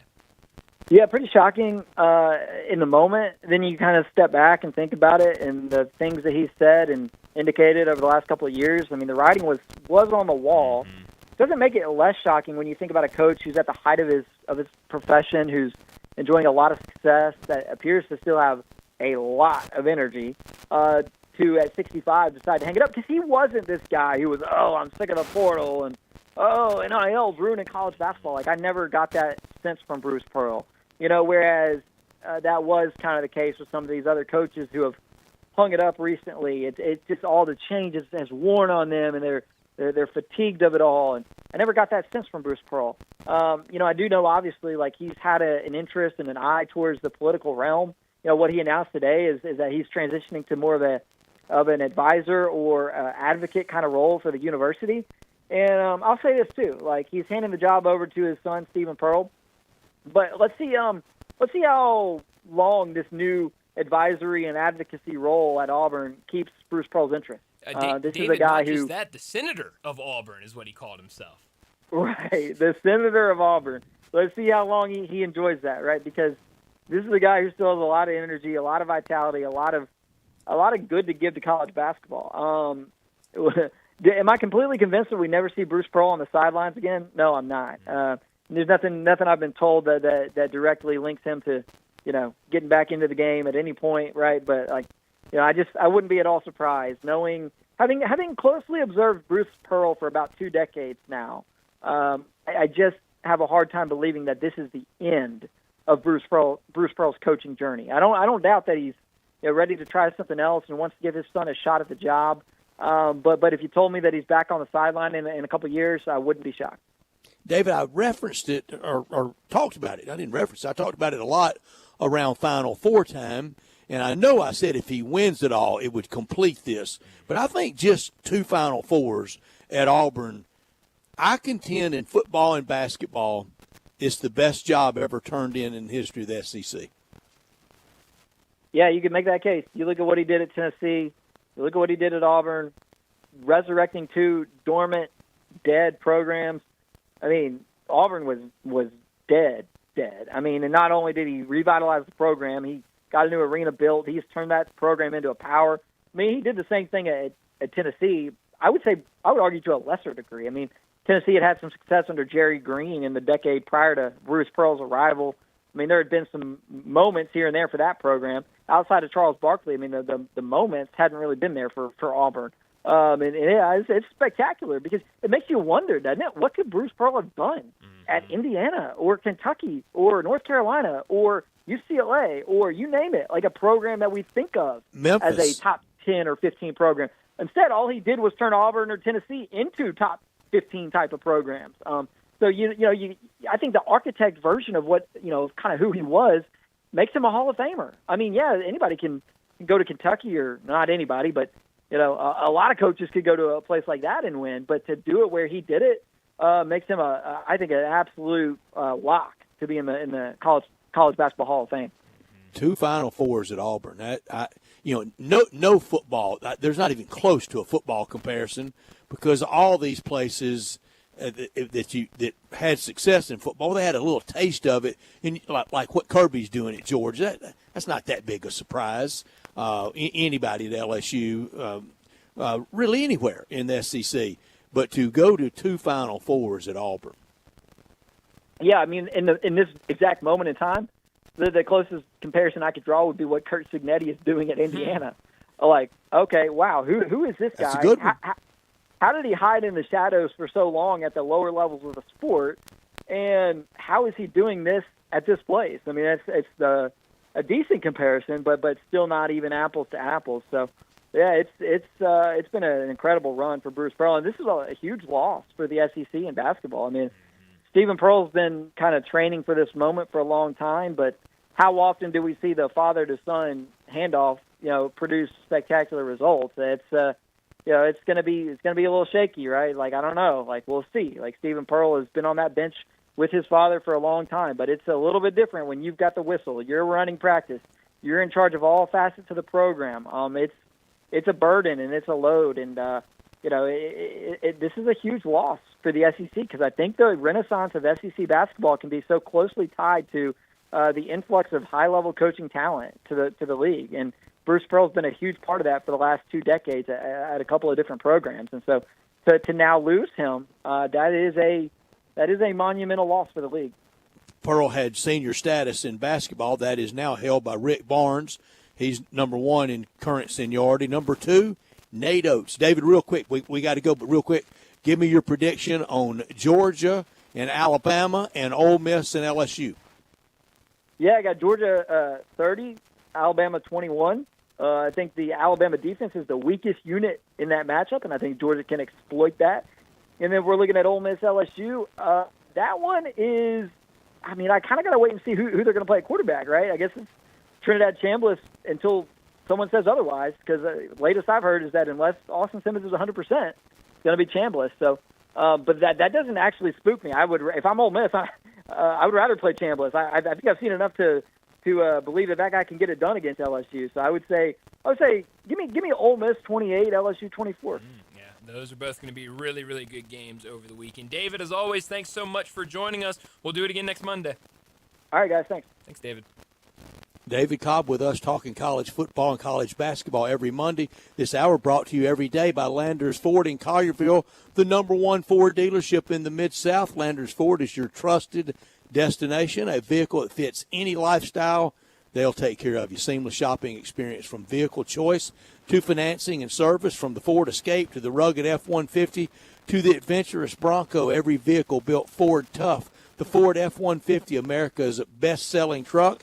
SUVs like the Ford Escape, the Ford Explorer, the Ford Expedition, Ford Broncos, and EVs and hybrids. Transparency, professionalism, and long-term support at Landers Ford in Collierville. Oil changes, tires rotated. Go online and schedule when it suits you the best. It'll be done quickly to meet your very busy schedule. Landers Ford, active in our community in Collierville at 2082 West Poplar Avenue, or you can visit them online at landersfordmemphis.com. If it doesn't say Landers, you paid too much. Well, we need to get to another break, and when we return, we will recap everything that happened over the weekend in the SEC. It'll be time for our Sissy's Log Cabin. Look back at the weekend in the SEC. Sports 56 and 98.5 FM. Available locally on your radio dial as well as around the world online at sports56whbq.com. Take us with you everywhere by downloading the Sports 56 app. And at home, just say, Alexa, play Sports 56. Wherever you are, it's easy to stay tuned to Sports 56 and 98.5 FM. Top Gun is the largest indoor range in the Mid-South, but size isn't their only difference. Top Gun has the best instructors with over 300 years combined experience and classes all the way from first shot to master marksmanship. Plus, Top Gun is affordable. Gold membership is just $48 a month. That's just $1.60 a day for unlimited range time, free gun rentals with purchase of ammo, and members lounge access. Top Gun, 2770 Witten Road and TopGunMemphis.com. Always shoot with the best. Top Gun Memphis. Does your system sound like this? Hi, this is Lauren Choate from Choate's Air Conditioning, Heating, Plumbing, and Electrical. If your HVAC system is over 10 years old, then it's probably out of warranty. Don't wait for it to break down and cost you expensive repairs, but be proactive with this incredible deal from Choate's. Right now, for a limited time, for the first 50 customers, we're giving a free 10-year labor warranty plus $1,000 off a brand new Carrier system install. That's peace of mind and big savings. And that's not all. Thinking about a backup Generac generator or maybe endless hot water with a Rinnai tankless system? You'll also get $1,000 off plus a free 10-year labor warranty on those too. Since 1958, Choate's has been serving the Mid-South with old-fashioned service you can trust. So turn to the experts with Choate's and call 347-8086 and let our family serve your family. Progressive knows if you have to choose between everyday life and your RV, RV wins. What, are you going to take the RV to the lake or clean out your closet? RV wins! Putting the dishes away or taking the RV camping? RV wins! Cleaning the fridge or taking a trip to the beach? RV wins! You might want to clean the fridge real quick because, mold. We clean out the fridge, then take the RV out. With Progressive, you can bundle your RV with your home or auto and save with a discount and spend more time enjoying those savings in your RV. Progressive Casualty Insurance Company, affiliates, and other insurers not available in all states and situations. Family Leisure doesn't do anything small. It's always got to be big, just like the world's biggest spa sale. Happening right now at Family Leisure. Check this out.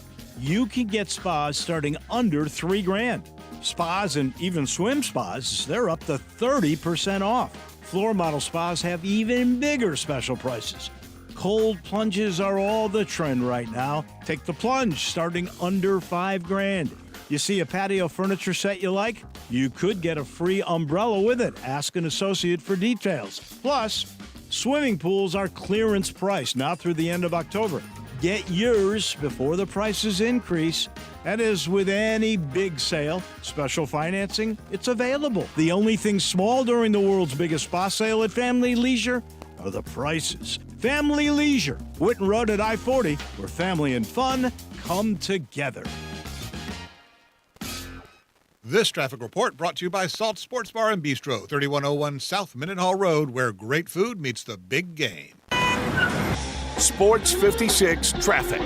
Good afternoon. Building pretty good out here now on 240 East from Mill Branch. Out to 385 as you get on to Bill Morris Parkway going outbound. It has increased with that volume I-40 from Warford, Hollywood, all the way over to White Station as you work your way south of Memphis. Watching that build pretty good with that steady flow of traffic right now on 55 through South Haven down into DeSoto County. Zips Car Wash, that's where I go. And so should you. Get upgraded shine and protection at your local Zips Car Wash. Check out zipscarwash.com and find a location near you. I'm Commander Chuck, your on-time traffic.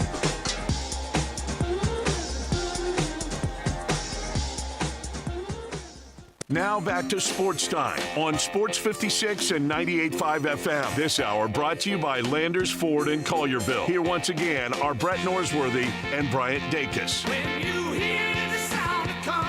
5, 4, 3, 2, 1. Time for a look back at the weekend in the SEC. Brought to you by Sissy's Log Cabin, the official jeweler of the Memphis Grizzlies with 9,000 square foot in Laurelwood. Let's go inside the SEC with Bryant and Brett. Chad Kelly in the gun formation. 3rd and inches for Ole Miss. Carlton will kick it. It is on the way, and it is up. Buck Bellew looking at it, going to pitch it to Herschel Walker, try to get him outside. He's going to get 5. The snap is high. Kelly grabs it, wants to throw, fires it up in the air. Treadwell can't get it. It is good! Oh, my! Get a deflection is caught! Deflection is caught! And down the sidelines is Adebayo. He's to the end zone. He's in there. Touchdown, Ole Miss. He's got 10, 15, 20, 25, 30, 35, 40. He needs a block. There goes Herschel. There goes Herschel. And you can wrap this one in maroon and white, my friends. Arkansas is headed to Atlanta. The national champion is clad in big orange. Brian, we know where the action started on Saturday morning. You were up bright and early for it out at Simmons Bank Liberty Stadium. Great crowd, a lot of Razorback fans in town, and even more Tiger fans there for the 32-31 win over Arkansas, down 28-10. Tigers showed a lot in college football and a lot of local doubters about Ryan Silverfield, what they're made of. Memphis 6 of 13 on 3rd down. Arkansas 3 of 10 on third down. 40 rushes for almost 300 yards for Memphis. 3 Arkansas turnovers, 7 penalties, 5 punts, only 4 penalties for 20 yards for Memphis. You can live with that. I guess that was 4 or 5 yard penalties, I guess. It would have to be. Yeah. Sutton Smith, buck 47. Brendan Lewis, 103.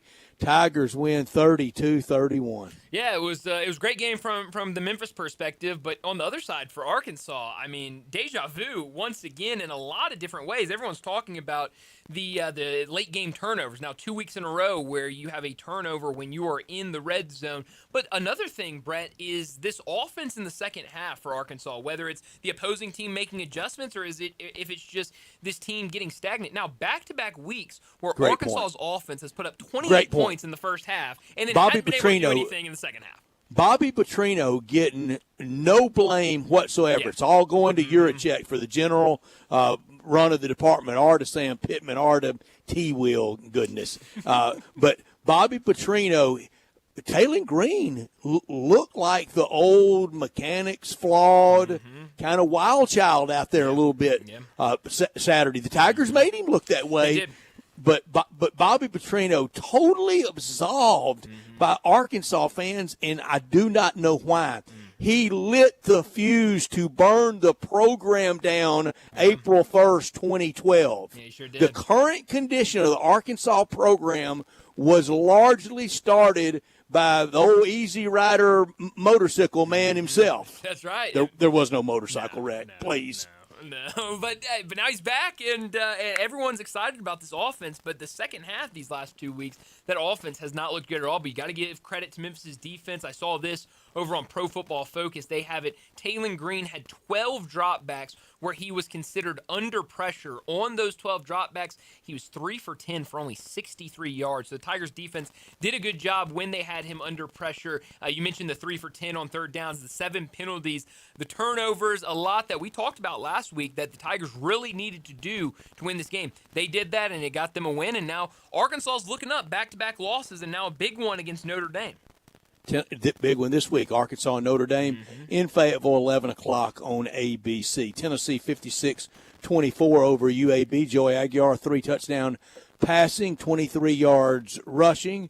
12 for the year, only 23 yards rushing for UAB. 514 total offense for Tennessee this week. Tennessee in Starkville against undefeated Mississippi State at 3:15 on SEC Net. Yeah, so again, we don't count this as the SEC American Challenge. That it was just a throw-in game for UAB on the schedule, but. No, seriously, Tennessee, I think the biggest question was, can they continue to just do what they have been doing against an opponent like UAB, and they absolutely did that. You talked about going out there, 510 yards of total offense, holding UAB to only 23 yards rushing, a really impressive game, 235 yards on the ground, 4 touchdowns for that running back room. So another good game for Tennessee, and now they go on the road to Mississippi State, where already one ranked team has lost. We'll see what Mississippi State can do against Tennessee this week. Ole Miss wins 45-10 over Tulane, most thorough Ole Miss win of the season. Trinidad Chambliss playing so well. For the injured, Austin Simmons, 548 total yards on offense. Jake Retzlaff, 5 of 17 for 56 yards. He got hit hard early and often and was replaced late in the game by the backup that didn't fare much better. This week, Ole Miss at 2:30 against LSU in Oxford. Yeah, I mean, the big story has been Trinidad Chambliss and what he has been able to do these last 2 weeks, a backup that not many people knew much about. Look what the backups have done to Arkansas. It's crazy. 2 weeks Well, ago. that's a good point. I mean, you have some bad feelings if you're an Arkansas fan and you see a backup quarterback jog out there, because it is not Let's been check kind the to Notre us. Dame roster for their backup. Oh, yeah, I don't know, but you definitely don't want to see him if you're Arkansas. But no, Trinidad Chambliss has been really, really good these last 2 weeks. Another good game for him, and what he's done through the air and with these deep balls. I saw this 7 for 9 for 296 yards on passes 20 yards or longer. So he's been connecting on that deep ball. Really impressive game for him. Only 3 penalties for Ole Miss, so really got the job done there, what they were able to do to defend that Tulane passing attack. 7 for 11 on third downs for Ole Miss. Really good game. This was one that I think a lot of people, go back to Friday Football Forecast. I picked Tulane to cover this. It was that, I think, 10.5 double-digit spread. I thought they could stay in there, so I thought really impressive. A Tulane team that has played really well against Power 4 opponents to go out there and dominate the way Ole Miss did. Really impressive on Saturday. All over Oxford, you see a lot of flags of the country of Trinidad flying around Oxford. Oklahoma wins 24-17 over Auburn. 9 Oklahoma sacks. They won it on defense, but they did get 271 passing from John Mateer with a touchdown. Only 35 yards rushing for Oklahoma, and they get a win. Billy Sims could have come out of the stands and gotten 35 yards rushing, but OU wins. Auburn on the wrong side of a really, really, really bad call. But even tougher for Auburn, 13 penalties and 6 punts. Yeah, no, that's not a recipe for success. You mentioned the controversial play there and the controversial no call. The league got rid of that after Lane ran it on Jimbo 2 years ago with Jordan Watkins. I was wondering what was the exact moment that they eliminated that. So I'm glad that I have some answers there. But no, John Mateer has played well. You mentioned the running. Oklahoma has had a lot of success early in the season running the ball. Auburn did a really good job defensively against that. Jackson Arnold going back to where he played football last year. I thought he was fine. 220 yards through the air, 21 Mateer was just better. 32. It's just Mateer was better, and a good game, a really fun game came down to the very end. But now, look out, Oklahoma 4-0 on the season. Mississippi State 4-0, 38-10 winners over Northern Illinois, not Northern Ireland. I got Ryder Cup on my mind. Right. Jeff Levy's Bulldogs so obviously improved, and a healthy Blake Shapen really helping them. He had 1 touchdown passing. He has 7 for the year with 2 interceptions, 4-0 for the first time since 2014, 292 rushing for State, 101 for Fluff at running back for Mississippi State, 0 turnovers. This week, 3:15 at home, should be fun against Tennessee in Starkville. Will be a really fun game, and it's a good point by you because I think going into the season, talking to some Mississippi State guests that we had on the show and just hearing all the noise around it, everyone said Blake Shapen stays healthy. This is a really good team. You got a shot. You're certainly improved from last year. So far, he has been really, really good and really didn't need him to do much in this game against NIU, but a good win and now sets up for another big-time game in Starkville. Mizzou 29-20 over South Carolina, 138 rushing for Ahmad Hardy, the leader in rushing in the SEC. Bo Pribula, 171 passing for a touchdown, 72 running with a touchdown.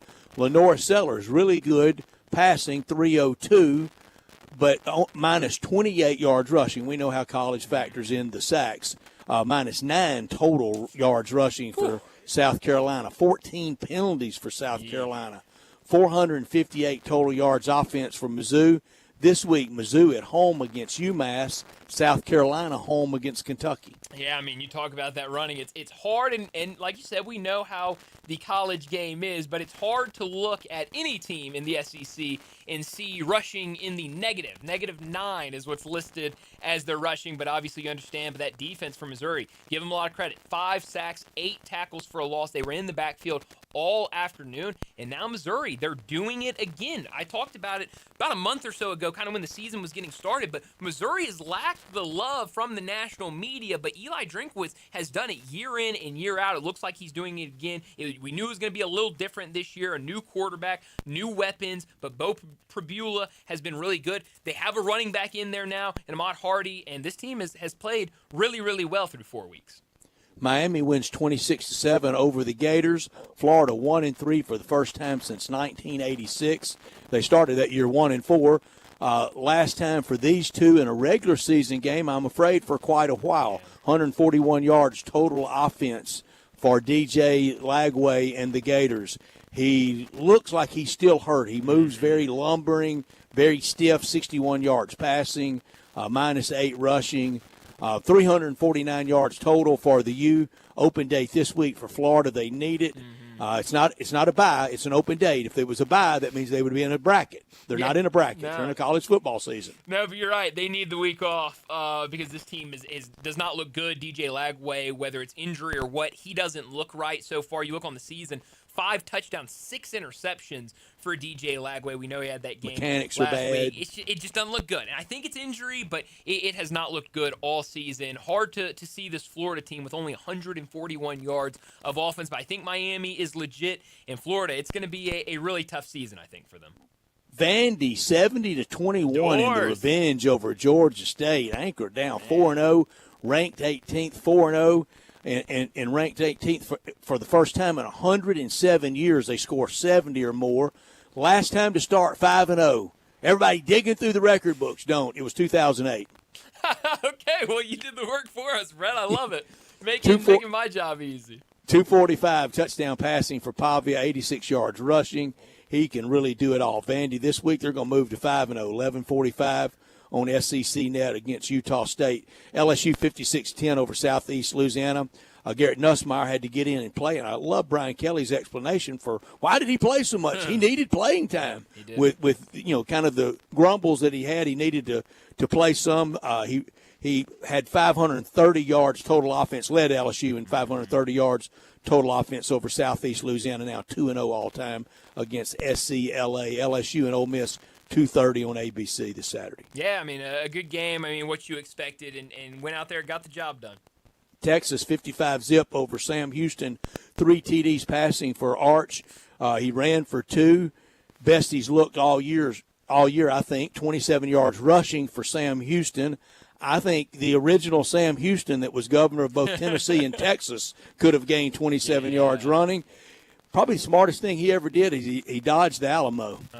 He got him at San Jacinto. Yeah, well, hey, a little history lesson here, Brett. I thought we were talking SEC here. I didn't know it was going to be a history lesson, but no, it's kind of it was the Arch Manning game against Sam Houston, and now let's see if he can do that with Texas Spiked getting the ready. ball on a Sam Houston player and stood over Sam Houston. I was like, hey, Arch, let's calm down a little bit. Let's see how you look in conference play. But let's flex on Sam Houston. Yeah, and flex Ducks, they did 55-0. But what does Arch Manning look like now going into conference play will be the biggest question, because there has been a lot of question marks about him to start the season. That's our look back at the weekend, brought to you by Sissy's Log Cabin. Weekend in the SEC brought to you by Sissy's Log Cabin, the official jeweler for the hometown teams like the Tigers and the Grizzlies, and at FedEx Forum with the Floor Seat Lounge. Unsurpassed value, exceptional service, expansive selection, and extraordinary shopping experience, because life's too short for ordinary jewelry. Well, we need to get to another break, and when we return, it will be time for Big Number of the Day. Not only can you listen to your favorite shows on Sports 56, you can also watch video of the shows live on Twitter and YouTube. Watch and listen every day at Sports 56 WHBQ. Looking for sports in all the wrong places? Try the Owner's Box Sports Bar and Grill in Lakeland's Town Square. Fun, exciting, friendly, and comfortable with wall-to-wall TVs. 24 taps for all your beers, including $3 domestic and $5 craft pints on Mondays. Monday through Friday, 3 to 6 happy hour. Music bingo Tuesdays. Daily specials and online ordering. The Owner's Box Sports Bar and Grill in Lakeland's Town Square. Highway 70. Check Facebook for daily specials and weekend music at the Owner's Box. Hey, everybody, are you ready? Well, you should be, because it's time to load up and head for the games or hit the road with All-Star Chevy. All-Star Chevy right here in Olive Branch is getting you ready for driving season, for tailgate season, and everything in between. Come check out the all-new Tahoes and Suburbans, Traverses. All the Silverados are here. Financing as low as 0 or 3.9 and no payments for 90 days. 1.9 and no payments for 90 days on a new 2026 Equinox. And your good credit, of course, deserves it. Military and first responders, you get an extra $500 bonus. And All-Star has the best of the best pre-owned and certified Chevys. Tons of Silverados, Tahoes, Equinoxes, even the sexy, sleek-looking Corvette Stingray. If you have any car or truck you want to sell, this is the best week, and All-Star Chevy is the best place to bring your title and get a big check today. Are you ready? Let's go together. Let's drive. Everything you want is here. All-Star Chevy in Olive Branch, or go to allstarautogroup.com. Hi, this is Troy Fiveash, owner of Fiveash Roof Services. I wanted to take a minute and discuss advertising with you. There are so many websites that list the best service provider in your area. Even the BBB has an accredited list. You know the one thing they all have in common? A company like mine has to pay to get on that list. So that begs the question, can those lists be trusted? You know what can be trusted? History. We've been around for almost 30 years providing customers with the best service and the best products that we possibly can. So if you need a roof, siding, or gutters, give us a call. We'll come talk to you and let you decide for yourself whether or not we know what we're talking about. Fiveash Roof Services. Best products, best warranties, and in many cases, the best price. We're fair, honest, and ethical. 367-0050 or memphisroofer.com. 367-0050 or memphisroofer.com. Fiveash Roofing, it's what we do. We're here for you. Don't miss the 53rd Annual Pink Palace Crafts Fair at Audubon Park, September 26th through the 28th. Bring the whole family and enjoy 3 days of food, live music, and of course, shopping for one-of-a-kind arts and crafts from across the Mid-South. It's a Memphis tradition you don't want to miss. The Pink Palace Crafts Fair, September 26th through the 28th at Audubon Park. Sponsored by First Horizon Foundation, Friends of the Pink Palace, and your friends at Sports 56. At Jason's Deli, when you're dining in or picking up curbside, you can expect wholesome food and no surprises, just delicious sandwiches, crisp salads, and quick quality meals made with the freshest ingredients and no artificial trans fats, MSG, high fructose corn syrup, or artificial colors and dyes. Around here, a lot of thought goes into what we put into our food and what we take out of it, because you're not just taking a bite, you're getting a taste of who we are. New items are constantly being created to expand our menu for all tastes and special diets with vegan and gluten-free options available. Convenience and on-time delivery you can count on. It's just a click away at jasonsdeli.com, so whether you need to feed 5 people or 5,000, the team at Jason's Deli, they have the credentials and the commitment to keep you satisfied. Freshness is nearby at Jason's Deli, with locations at Ridgeway in the Park Place Center, Poplar and Highland, Germantown Road in Cordova, and on Goodman Road in Olive Branch. Jason's Deli. It's wholesome food and no surprises. Now back to Sports Time on Sports 56 and 98.5 FM. This hour brought to you by Landers Ford in Collierville. Here once again are Brett Norsworthy and Bryant Dacus. You live your life like a canary in a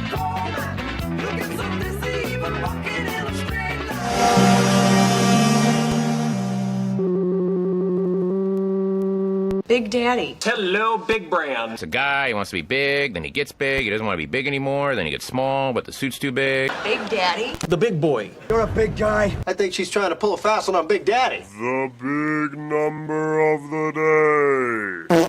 Well, Brett, my big number today comes from the Tigers and Arkansas game, and it comes from ESPN Insights, which I believe used to be ESPN Stats and Info on Twitter, but they've rebranded it to ESPN Insights. My big number is 18. The Tigers were down by 18 points against Arkansas, but were able to come back. It is the largest comeback in FBS this season, and at one point, if you follow the win probability on ESPN, at one point, the Tigers only had a 4.8% chance of beating Arkansas. They were able to rally all the way back and win that game. So really remarkable what the Tigers were able to do.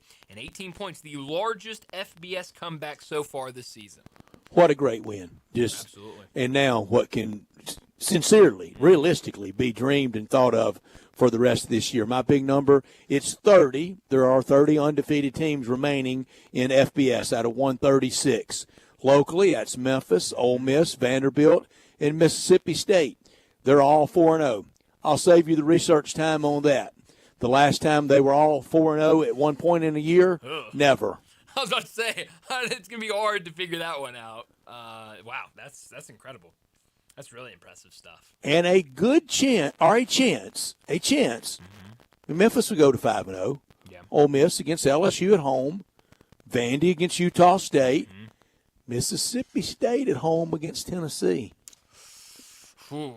Huh? I mean, it's certainly a possibility. They've done it once this season, pulling off an upset against a ranked team. So that's right. Maybe they do it twice this year. It will be rocking. No, it will be. It will be. I mean, you go back to that non-conference game against Arizona State, and it was rocking. Now, I mean, now it's a SEC game against a ranked. I beg my state friends to be patient with Lebby. And it's paying off so far. It looks like they are certainly going in the right direction. Conference breakdown on undefeateds: 4 from the ACC, 7 from the Big 12, 7 from the Big 10, 8 from the SEC, 3 from the American, and 1 from the Mountain West. Wow. All right.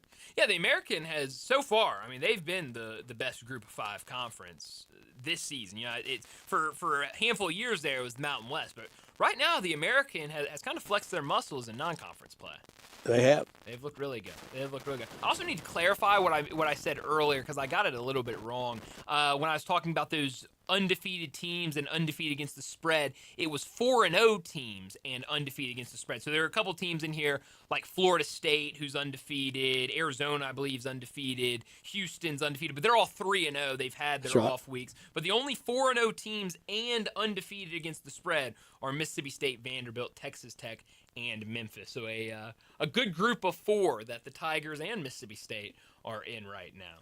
Texas Tech got that win at Utah. I was surprised by that. I was certainly surprised at how they did it. You know, I definitely was hoping Utah could get the win.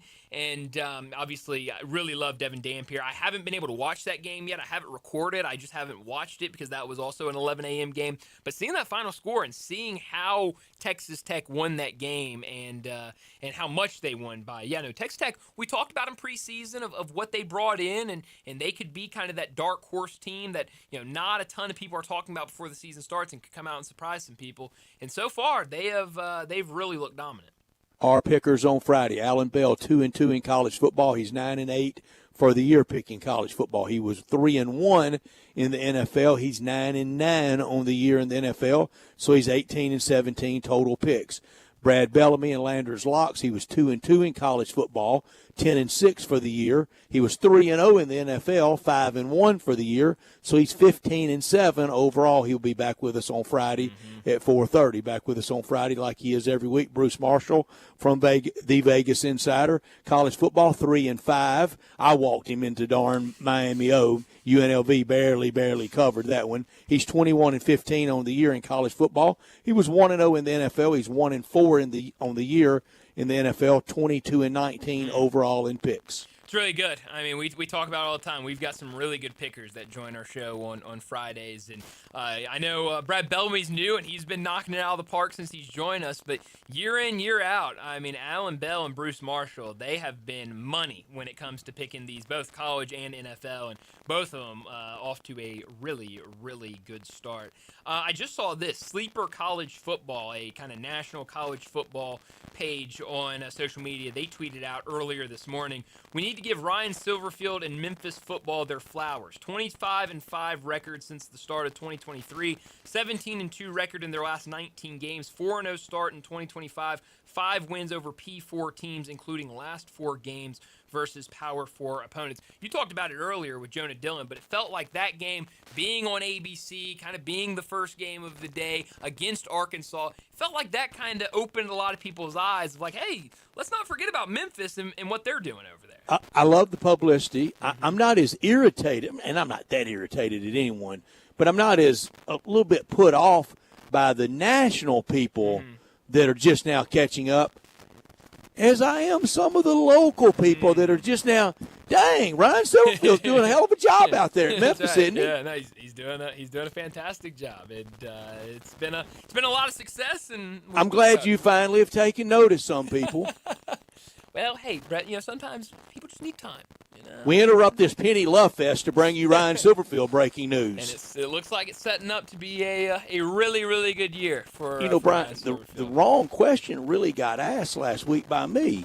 I think I asked Greg, how come Ryan Silverfield's name doesn't ever get in the mix for other jobs? How come Penny's never in the mix for other jobs? That's a good question. And if you believe he got offered that Orlando Magic job, then you think Dawn Staley got offered the New York Knicks job. Well, yeah.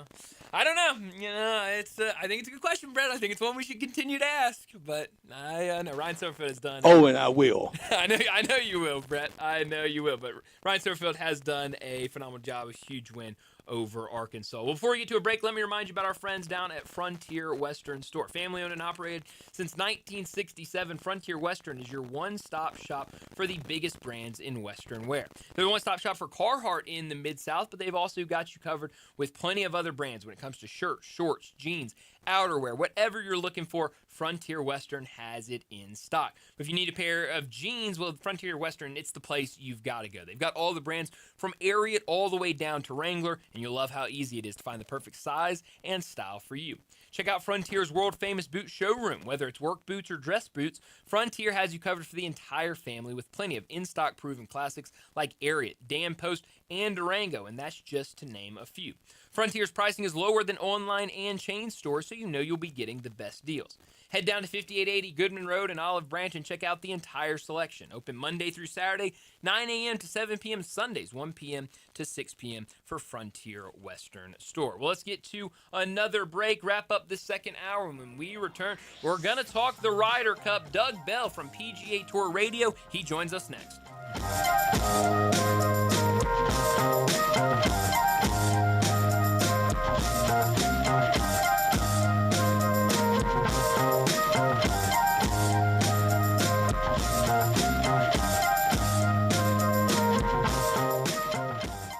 Since 1948, in the alley, the Rendezvous. I'm with John Burgos. John, what's going on in the Rendezvous? Brett, after 76 years, we've decided to expand our product line. Anyone who's tasted our ribs is familiar with our vinegar base. It's now available in a 32-ounce jar. It's so good to base or marinate all meats. I even put a little bit on turnip greens. Something we've been using at the restaurant or at our house has been the Greek seasoning. My father was a cook, but my mother was a chef. And she was the one that put Greek seasoning on everything from a Mediterranean diet or a steak. My mom used it on soup, salad, veggies, fish, any meats. It's a great seasoning and a flavor enhancer. My brother Nick figured out salt and pepper was more than just McCormick's and Morton's. He's come up with a perfect blend we use to coat our shoulders and our brisket, and he used to make it for his friends as Christmas gifts, and they loved it. All these products are available at the Rendezvous or online for shipping as gifts and in many grocery stores. And if they're not in your favorite grocery store, ask your grocer to stock it. A beloved family affair and still going strong since 1948, the Rendezvous. Huge savings on Dell AI PCs with Intel Core Ultra processors are here, and they're newly designed to help you do more faster. They can generate code, edit images, multitask without lag, draft emails, summarize documents, create live translations, and even extend your battery life. That's the power of Dell AI with Intel Inside. Upgrade today by visiting Dell.com/deals. That's Dell.com/deals. It's the Drive into Fall event on now at Gossett Chrysler Dodge Jeep Ram Fiat on the Pike. 2025 Dodge Hornet GT. More power and performance than Honda CR-V in both gas and hybrid models. Buy Hornet for $24,252 or $281.98 a month. 2025 Wrangler 2-door Sport. More off-road capability and quicker open-air option than Ford Bronco Outer Banks. $7,036 off MSRP. And bad boy power in 2025 Ram 1500 Tradesman Crew Cab 5.7 box. $11,631 off MSRP or $467.42 a month, plus 1.9% for 72 months available. So drive past the rest and come to the best. Gossett Chrysler Dodge Jeep Ram Fiat online. GossettMotorCars.net. If you want it, we got it at Gossett Motorcars. Ram 1500 SN 711,999 MSRP 50,710. Wrangler SW 546 086 MSRP 45,540. Hornet GTS 38 460 78 MSRP 32,085. Includes all rebates and incentives. PF 895 excludes tax, title, and license. See dealer for complete details. Offer valid through 9/31/25 with approved credit dealer stock only. Marshall Steakhouse is a feast for the eyes as well as the body. Enjoy all American USDA prime steaks, aged 30 days or more, and other delicious meats and sides. Marshall Steakhouse in Holly Springs, named the #1 steakhouse in Mississippi by the Food Network, and named in the top 2 most legendary steakhouses in the South by Southern Living Magazine. Make reservations today and get free bread pudding by calling 662-252-2424 or online at marshallsteakhouse.com. Marshall Steakhouse in Holly Springs, a Southern treat. This traffic report is brought to you by Millington Weight Loss. For more information, call 901-436-0272. Sports 56 traffic. Good afternoon. Most of the rain trying to push east of Memphis this afternoon. Still some scattered showers in certain parts, mostly over in Fayette County right now. Could be some rain down I-40 if you're leaving Shelby into parts of Fayette County. Again, this rain is trying to drift off to the east as traffic picks up now on 240 here at South Parkway, trying to get out of Midtown. Zips Car Wash, that's where I go, and so should you. Get upgraded shine and protection at your local Zips Car Wash. Check out zipscarwash.com and find a location near you. I'm Commander Chuck with your on-time traffic.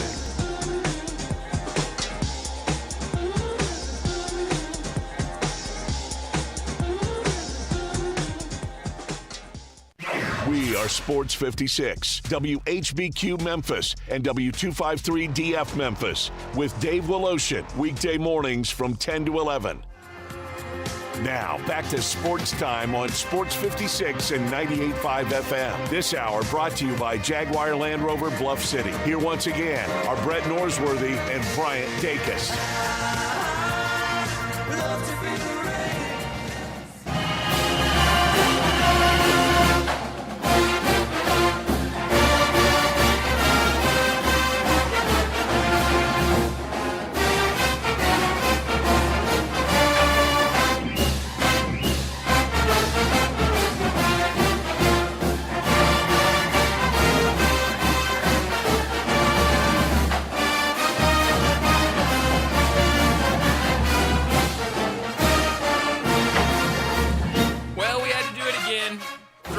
Third time's a charm, Brett.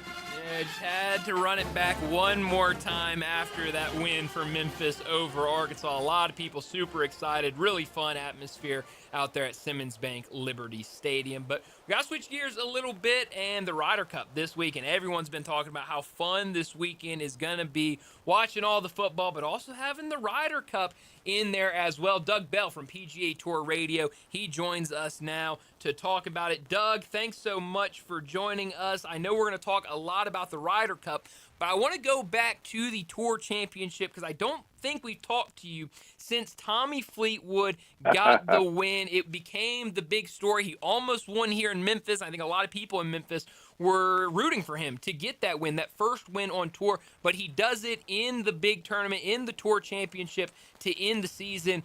What a story for Tommy Fleetwood to get that first win on tour. Yeah, Brian, Brett, great to be with you guys, without question. And let me mention one thing about Memphis. Big win, right? But those helmets, come on. You got to do something with the tiger stripes on the helmets. But, again, that's another story for another day. But, yeah, I think what happened with Fleetwood winning the Tour Championship, and I would say the Ryder Cup is going to be the culmination of what 2025 has been the greatest year on the PGA Tour in the modern era post-Tiger.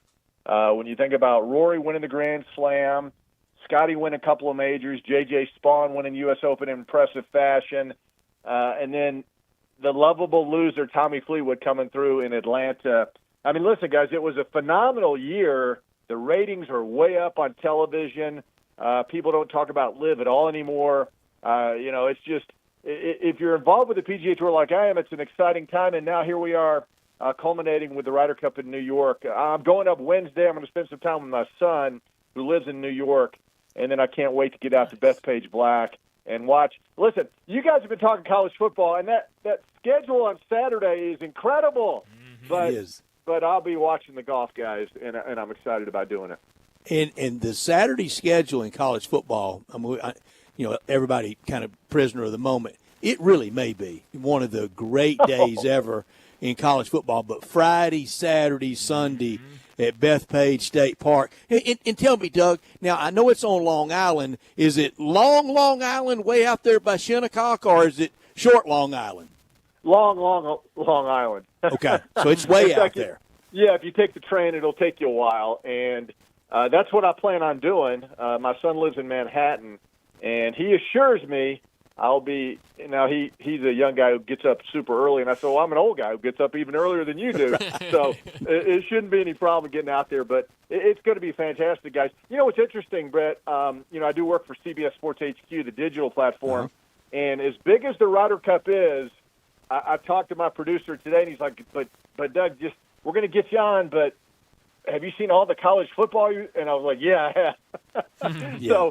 So, I mean, that is going to be a phenomenal Saturday for a lot of reasons. I mean, Ole Miss, LSU, and Alabama, Georgia, just to name a couple. So it's going to be fun. But again, guys, the Americans are favored. Paul Azinger was on my podcast. It's up now, the Old Guy Box podcast. He's picking the Europeans, guys, which I couldn't believe. But he thinks with 11 of the 12 guys returning on the European team that won 2 years ago, and with Luke Donald, he just thinks they're equipped to handle what they're about to face in New York, which will be this incredible home course advantage with the crowd. I mean, you guys know New York fans are crazy. I mean, they're enthusiastic, but they could be over the top. But Zinger thinks, guys, and I'm curious to see what you guys think, he thinks the New York crowd could turn on the Americans if things go south. He said that's the kind of New York sports fans they are. So I don't know. I hope not. Let's put it that way. Wow. I've never even thought of it like that. And Paul Azinger led the United States as captain to victory at Valhalla in 2008 in Louisville in one of the great Ryder Cup scenes ever, and how Louisville pulled it off and hosted. One thing I love, many things I love about the Ryder Cup, and my Ryder Cup juices are really flowing this year. Doug, the last couple Ryder Cups, they haven't, because I thought it had gotten too over the top. I thought it had gotten too much like the par 3 in Phoenix. And I just don't think the golf course is where you boo and deride. But this year, I want that, and I want that New York crowd, and I want the target on and at Rory, and I think it will be. But I never thought that the crowd might flip on the United States. But it's interesting. So everybody in Atlanta and everybody in Memphis so proud of Tommy Ladd, and everybody at Augusta weeping and boo-hooing and crying for Rory. Now they're public enemies number 1 and 2.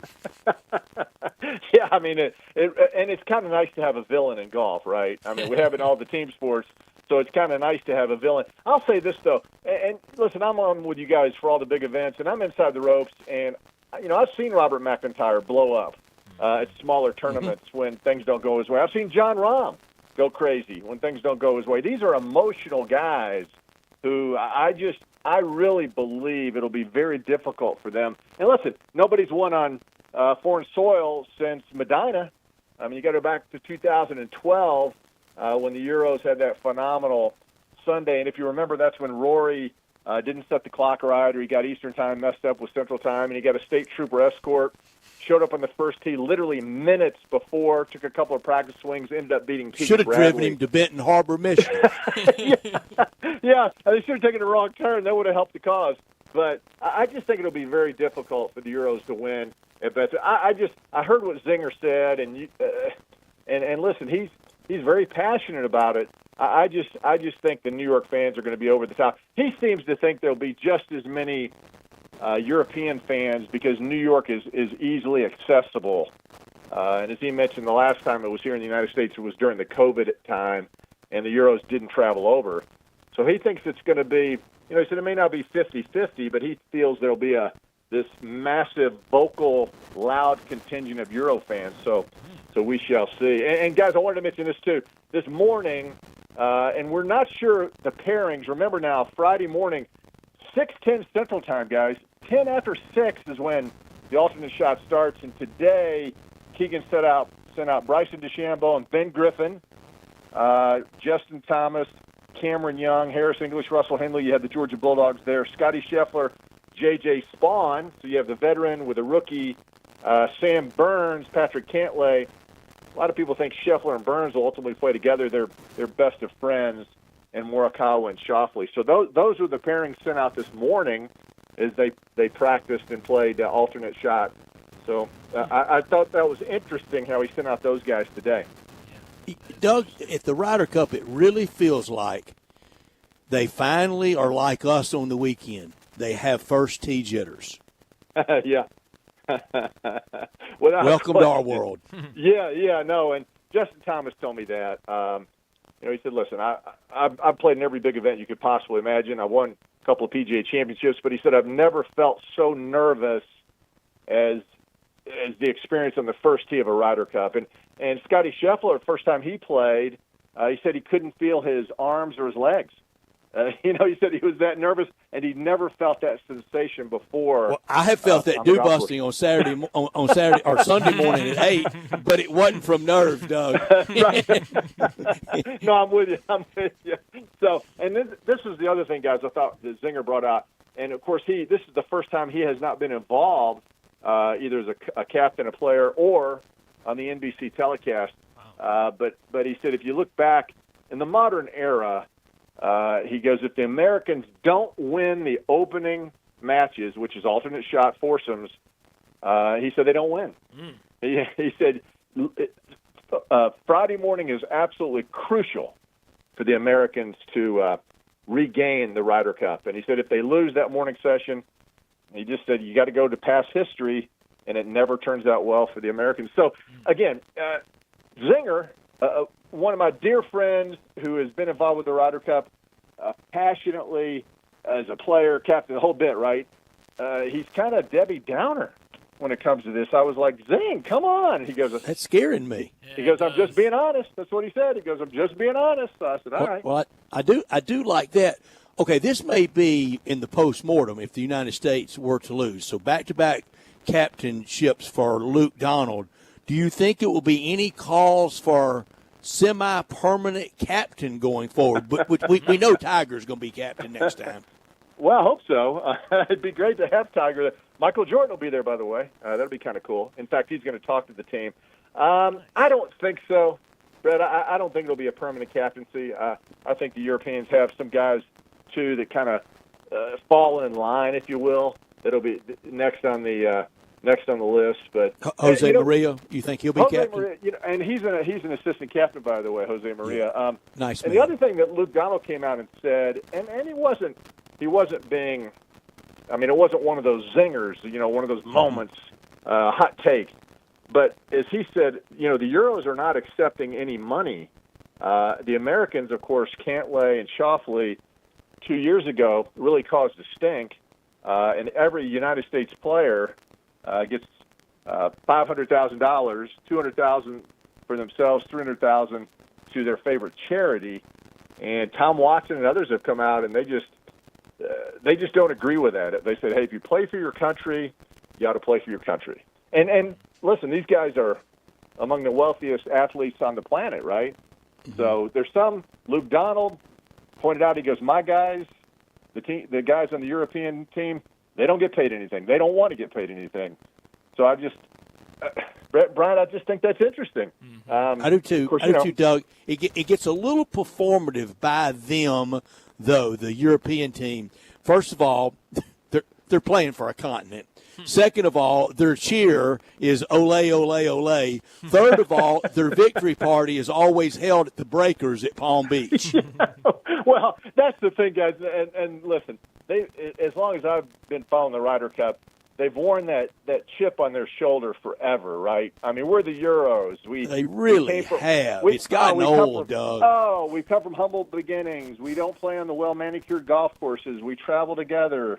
Poor weather, blah, blah, blah. But in reality, guys, all 12 guys on the European team have homes in the United States. Sepp Straka lives literally down the street from me here in Birmingham, Alabama. So, I mean, he's as American as I am. They're all members at Seminole. Yes, they are. Or the Bears Club. Luke Donald is a member of the Bears Club. Jack's course down there in Palm Beach Gardens, Jupiter, which is right next to Trump National. So, yeah, I think that's an old narrative, and I wish we could break away from that because these guys are hardly the poor little Europeans like they were 40 or 50 years ago. I mean, these guys are zillionaires who have multiple homes, and the reason most of them live in Florida is because there's no state income tax. It's all a tax thing for them. And obviously it's convenient, right? Sure. Hey, good deal. Makes a lot of sense.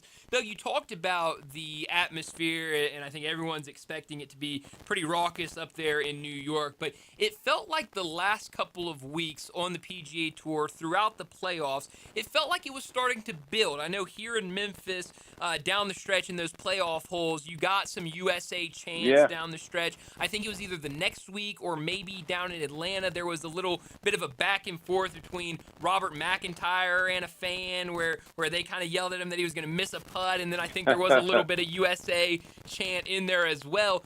Do you feel like it's been a little amplified a little bit more this year? Does that have anything to do with how the last Ryder Cup went and how kind of testy it got? Did you feel that kind of going down the stretch that it was a little more amped up for the Ryder Cup? Yeah, Brian. Yes. I think I answered every question you had there. Yes. Yeah, I mean, there's no doubt about it. It's been amplified. It's bigger than. I mean, this is epic compared to any other Ryder Cup.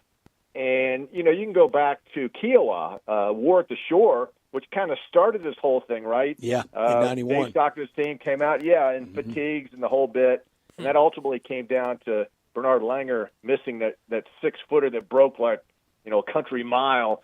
And he missed that, but it was that kind of set the stage, and then obviously Seve Ballesteros and others just continued that narrative that we've already talked about. But now, you're right, Brian, it's bigger than it's ever been, and that's what, when we first started talking, this will be the culmination of the best year we've ever had in professional golf, post-Tiger, and if the Americans can win, then I think it'll even be greater. And I'm curious to see, seriously, the weird times, the foursome start, 7:10 Eastern, 6:10 Central Time, both Friday and Saturday, and then you have the singles on Sunday. Listen, it's going to be opposite college football all day Saturday. It's going to be opposite the NFL all day Sunday. So I'm curious to see how the ratings will stack up. It won't be a Masters rating, but the passion will be there. And I do think people will be watching football and also watching on digital channels. Ryder Cup will have their own digital platform off, so there'll be an opportunity. It'll be streaming everywhere is what I'm trying to say. So it's going to be phenomenal, guys. It really is. It'll be the biggest Ryder Cup in history, and I hope it goes down to maybe the last guy. That's what we need. Great theater, great drama there at the end on Sunday. Doug, I'll always contend that in '91, after Hal Irwin had the pull hook bad left, somebody threw his ball back out into play. That the person deserves the Presidential Medal of Freedom. Yeah, we need more of that in New York, right? And that's what I think. That's what I think is going to happen. Despite what Paul told me on the podcast, I just think people are so passionate, and New York fans are just. I mean, they are, say what you want about Philadelphia fans, et cetera, but, guys, this is New York City, and the tickets are exorbitant, the highest tickets in the history of golf, and they sold out in like just a matter of hours when they went on sale many, many months ago. So people are ready. The court build-out is going to be just incredibly impressive. And let me say this is a behemoth of a golf course. It's the longest golf course they play in professional golf, more than 7,600 yards. The rough is up. So, I mean, you're going to have to hit it long, and you're going to have to hit it relatively straight. And from all indications, that favors the Americans. What have we done? What have we done to the course? What has been specific to setting it up pro United States? Well, I think what Keegan he's moving the tees back as far as possible, and he really feels that his guys not only hit it long, but in the case of Scotty Scheffler, very accurate. And just to be fair, Bethpage is long and it's a tough golf course, but the landing areas they're fair, they're generous. We don't want the U.S. Open, right? I mean, we want some excitement, and I think that's what we're going to have. And guys, listen, ultimately in match play, whether you're in, high school, college, whatever the case may be, it's a putting contest. And strokes gained putting on the PGA Tour this year, the United States has 5 players inside the top 20, including Sam Burns, who's the best putter, number 1, strokes gained. Cameron Young, who's one of the longer hitters, is number 5, guys. He could be an MVP in this whole thing. And the Europeans only have 2 guys in the top 20. Rory's number 7 in putting, and Tommy Fleetwood, the aforementioned Tommy Fleetwood's number 17. So, and I think Russell Henley is the best putter on tour. Well, and he's great too. So, but the other thing that I think needs to be pointed out is, and I think we talked about it, the Europeans return 11 of the 12 guys who won 2 years ago. Højgaard, Rasmus, his brother, the twin, he's the rookie.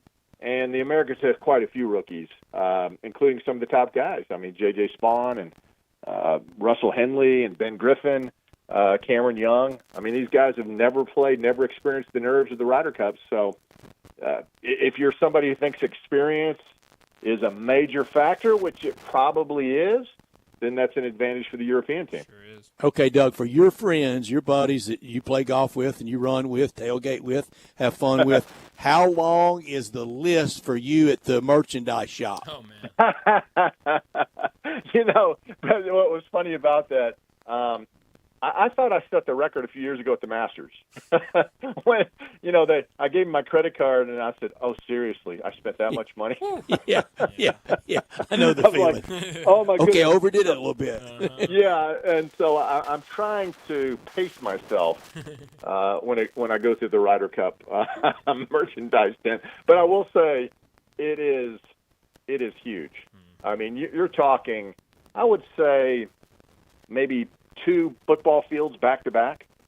Yeah, that's how long the merch tent bigger is than its PGA. And the PGA merchandise tent's always impressive. Yeah, and the Ryder Cup, though, I mean, listen, everything says USA or, if you're a Euro fan, you got the logo thing going. But, I mean, it's some really cool stuff.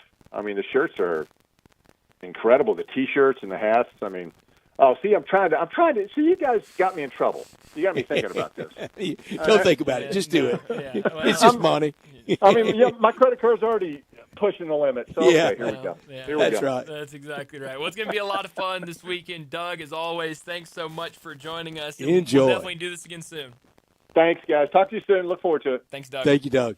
Doug Bell joining us from PGA Tour Radio to talk all things. I'm ready Ryder for Cup. 610 Friday Well, morning. Brett, I have, based on that conversation we just had with Doug, I have 3 things after that. You've got us covered Friday and Saturday at 6 o'clock in the morning. You got it. I do not have that covered. I will not have We'll reports have it. from 6 a.m. I need to think, Roy McIlroy. I'd gotten not disinterested, not agnostic about the Ryder Cup, but I didn't enjoy it.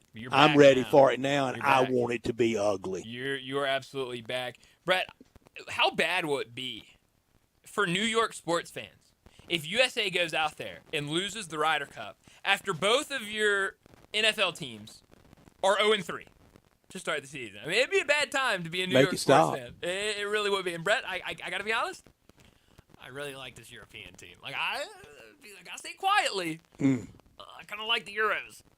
Well, that could be a real wilderness because then we go there next time and we haven't won there since '93 when Jim Gallagher was on the team.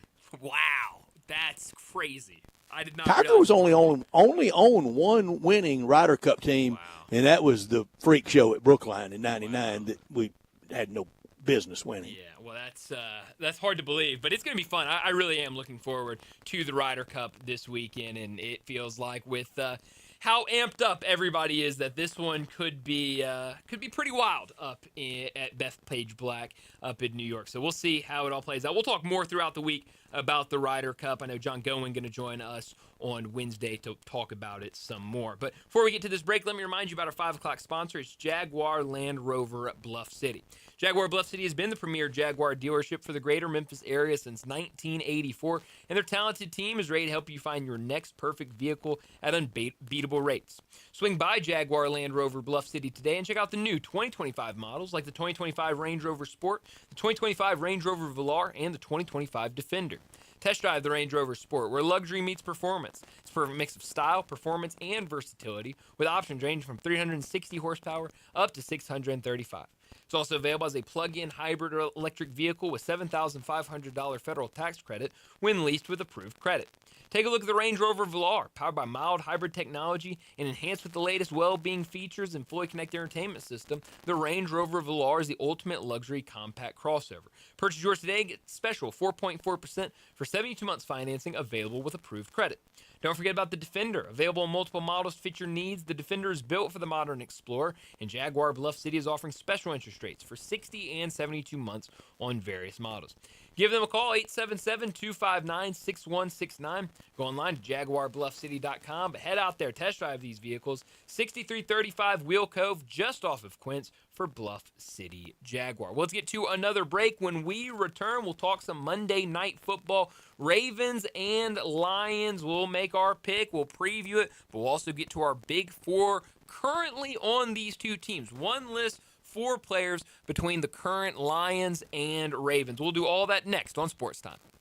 Broadcasting from the Family Leisure Studio, we are Sports 56 and 98.5 FM. Air. We breathe it naturally. Simple, right? Not so fast. The air you breathe could be hazardous to your health. Don't guess. Be sure with a phone call to the Memphis Mold Inspector, the only licensed mold assessor in the Mid-South. Call the Memphis Mold Inspector to check the air quality inside your home and office. Protect babies, pets, new homes, old homes, employees, friends, loved ones, and you. Just call 901-292-7788 for clean air and peace of mind. 901-292-7788 for the Memphis Mold Inspector. Memphis is a love song to soul and style. With the full suite of sought-after designers, brilliant natural diamonds, an elegant bar, luxury VIP lounge, and more, a trip to our store is an experience like no other. Just like the city we love. Stop by any of our stores or visit sissyslogcabin.com and experience Sissy's for yourself. Memphis is our home, and we're your jeweler. Sissy's Log Cabin, because life's too short for ordinary jewelry. Don't miss the 53rd Annual Pink Palace Crafts Fair at Audubon Park, September 26th through the 28th. Bring the whole family and enjoy 3 days of food, live music, and of course, shopping for one-of-a-kind arts and crafts from across the Mid-South. It's a Memphis tradition you don't want to miss. The Pink Palace Crafts Fair, September 26th through the 28th at Audubon Park. Sponsored by First Horizon Foundation, Friends of the Pink Palace, and your friends at Sports 56. This traffic report brought to you by Salt Sports Bar and Bistro, 3101 South Mendenhall Road, where great food meets the big game. Sports 56 traffic. Good afternoon. A couple of accidents in their clearing stages. It has gotten a little bit heavier. 240 East up by Poplar, Walnut Grove. All that traffic going outbound on Sam Cooper up by Perkins. It looks like it's gotten a little bit heavier. Trying to get south of Memphis. That's on the increase on the interstate here on 55 southbound through South Haven down into DeSoto County. Zips Car Wash. That's where I go, and you should too. Get upgrade, shine, and protection at your local Zips Car Wash. Check out zipscarwash.com to find a location near you. I'm Commander Chuck with your on-time traffic.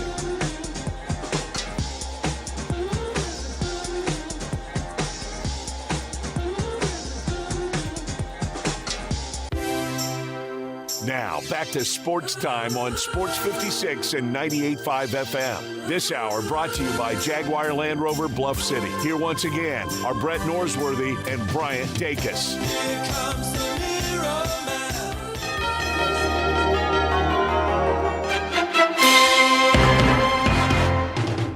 Hello again, everyone. I'm Howard Cosell. Welcome aboard.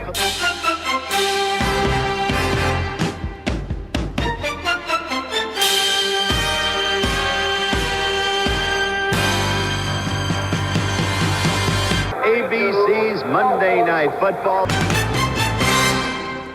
All right, Monday Night Football. It's here. Another week. Two teams, Lions and Ravens, both enter this game 1-1 on the season. Baltimore, a 4.5-point favorite at home tonight. All the action, 7:15 on ABC and ESPN. So pick your poison on what channel you're going to watch. But I feel like this is going to be a fun game tonight. Two fun teams, and we'll continue to see what does this Lions offense, or what does this Lions team look like after losing both offensive and defensive coordinators in the offseason. So far, 1-1. We'll see what happens tonight. Baltimore's defense in last week, they allowed 41 points. No, they allowed 41 points in the opener. Then last week, only 17. Detroit got 52 last week against the Bears. Baltimore with at least one sack in 57 straight game. That's the league's longest streak. Brian Branch, he's become one of the best safeties over 2+ seasons. Pro Bowl last year. I don't know if it's going to be a lot of defense in this game. Yeah, I mean, that's the big question. I mean, you mentioned it. This Baltimore offense has been phenomenal to start the season. I mean, the story of the first game against the Bills for pretty much all the game until we got to the fourth quarter was how good the Ravens offense looked, and then it got quiet. We know what Buffalo did to win that game. But 40 points in that first game, 41 against the Browns. This offense has been cooking. Can the Lions, can Brian Branch and his defensive unit slow down this offense? You look at what they've done. They've allowed 27 points against the Packers, 21 against the Bears. So they're going to need to come up with some stops because, look, I think the Packers are really good. I don't know about the Bears. I don't think the Bears are very good. But if they're giving up 27-21 against that, and I think Baltimore has one of the best offenses in the entire NFL, that could cause some problems tonight. I didn't realize that Fox analyst Jonathan Vilma called Brian Branch Deion Branch multiple times in last week's broadcast. I missed that. It happens, but it happens sometimes. It shouldn't happen multiple times. No. You should be able to figure it out after once and then correct it. But the Ravens are 22-3 in primetime games at home under Coach John Harbaugh, and 5 straight Monday night victories. Wow. All right. Lamar, 22 touchdown passes, no interceptions in 9 games as a starter on Monday night. You know, Brett, I entered this segment really feeling confident about what I was going to pick for tonight's game. I don't anymore after those stats. Those are good stats. Good numbers. Baltimore, 4.5. Bryant, you were 1-3 on the weekend, -2 points. Landon, 1-3 on the weekend, -2 points.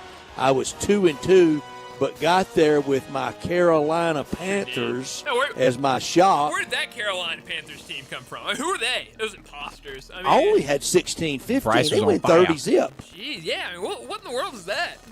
After my overreaction last week was they would never win a game this season, and then they just go out there and dominate the Falcons. That's the NFL, isn't it? The NFL was insane. Well, Penix didn't look good either. Penix looked terrible. Don't even give him the break of saying he didn't look good. He looked awful. But that's the NFL. I'm taking Detroit tonight, getting the 4.5. Yeah, I'm gonna take Detroit as well. I think these two teams are both really, really good, and I think 4.5 too many points. Landon? No group block. Give me the Ravens tonight. I like D-Hop. I like Derrick Henry. I like Lamar Jackson. I mean, their offense is really good. That is. You can't my biggest hope. that. My biggest hope is that they just don't blow the lead that they're inevitably going to have. Brian, you were 3-1 in college football, 13-9 on the year in college football. Was I 3-1, Brett? Look, can we double check that? I don't think I was 3-1. I think I sent you a typo.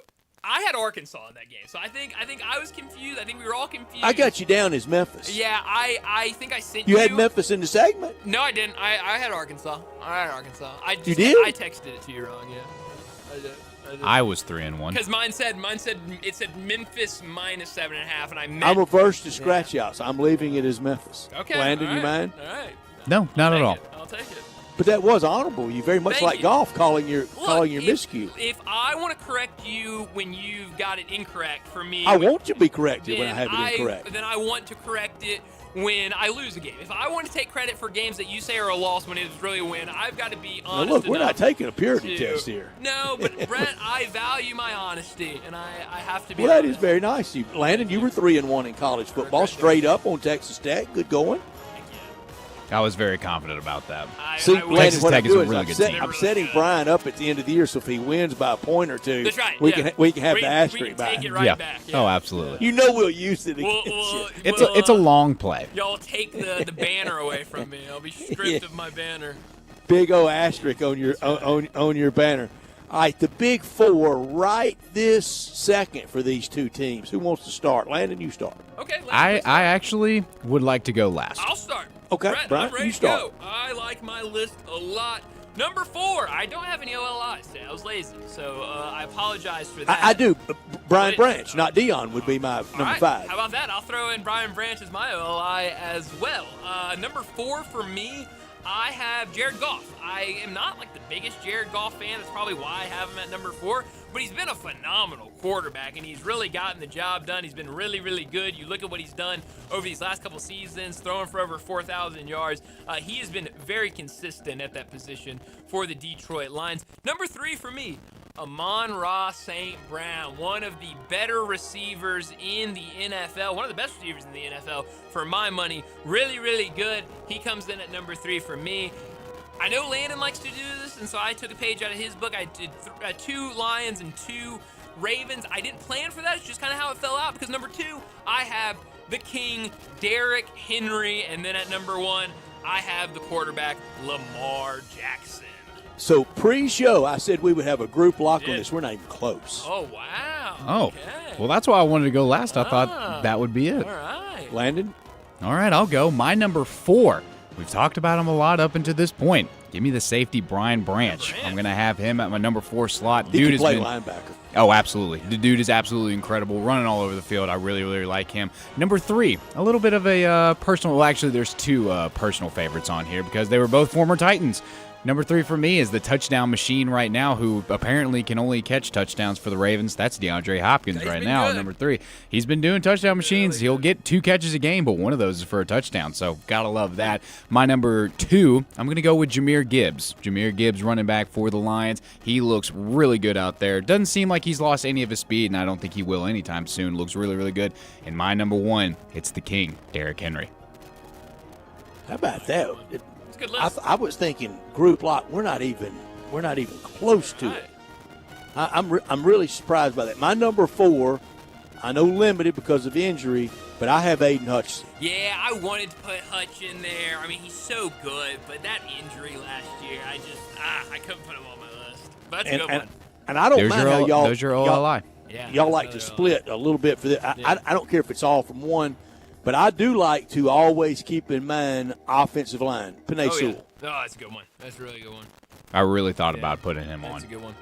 2 Derrick Henry, 1 Lamar. That's good. I mean, it makes sense. I think the top 2 are pretty easy. I think 3 and 4 you can go a couple different ways. I know your top 2 weren't the same, but Jerry Goff. I think those are really good. Hey, Goff's been really good. Yeah, Goff's really good. I thought about putting him on that he's list been too. Awesome. So I mean, but he isn't flashy, you know? Like no, he not certainly at all. doesn't have the flash. So it almost kind of that's why I don't really like.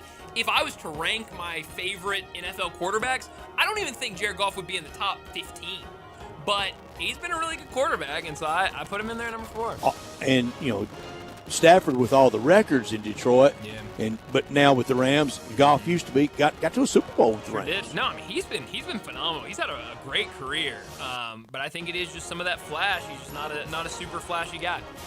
I know you want to start that fall road trip. You want to start it by heading to All-Star Chevrolet in Olive Branch. First exit after you cross into Mississippi on Highway 78, take Kraft Goodman Road, and you're there with Drew DePriest and his great team. They're ready for you at All-Star. Check out all the new Tahoes and Suburbans, the Equinox, the Traverse, all the Silverados right there at All-Star. Financing as low as 0. or 3.9 and no payments for 90 days. 1.9 and no payments for 90 days on a new 26 Equinox. Your good credit deserves it, and you get it from that great team at All-Star. All-Star with the best of the best in the pre-owns. Certified Chevys, a ton of Silverados, Tahoes, Equinox, great-looking Corvette Stingray. If you have any car, truck you want to sell, this week is the week to do it at All-Star Chevy in Olive Branch. Bring your title and get a big check back today for it or tomorrow for it, anytime this week for it, whether you bought it there or not. Let's head to All-Star.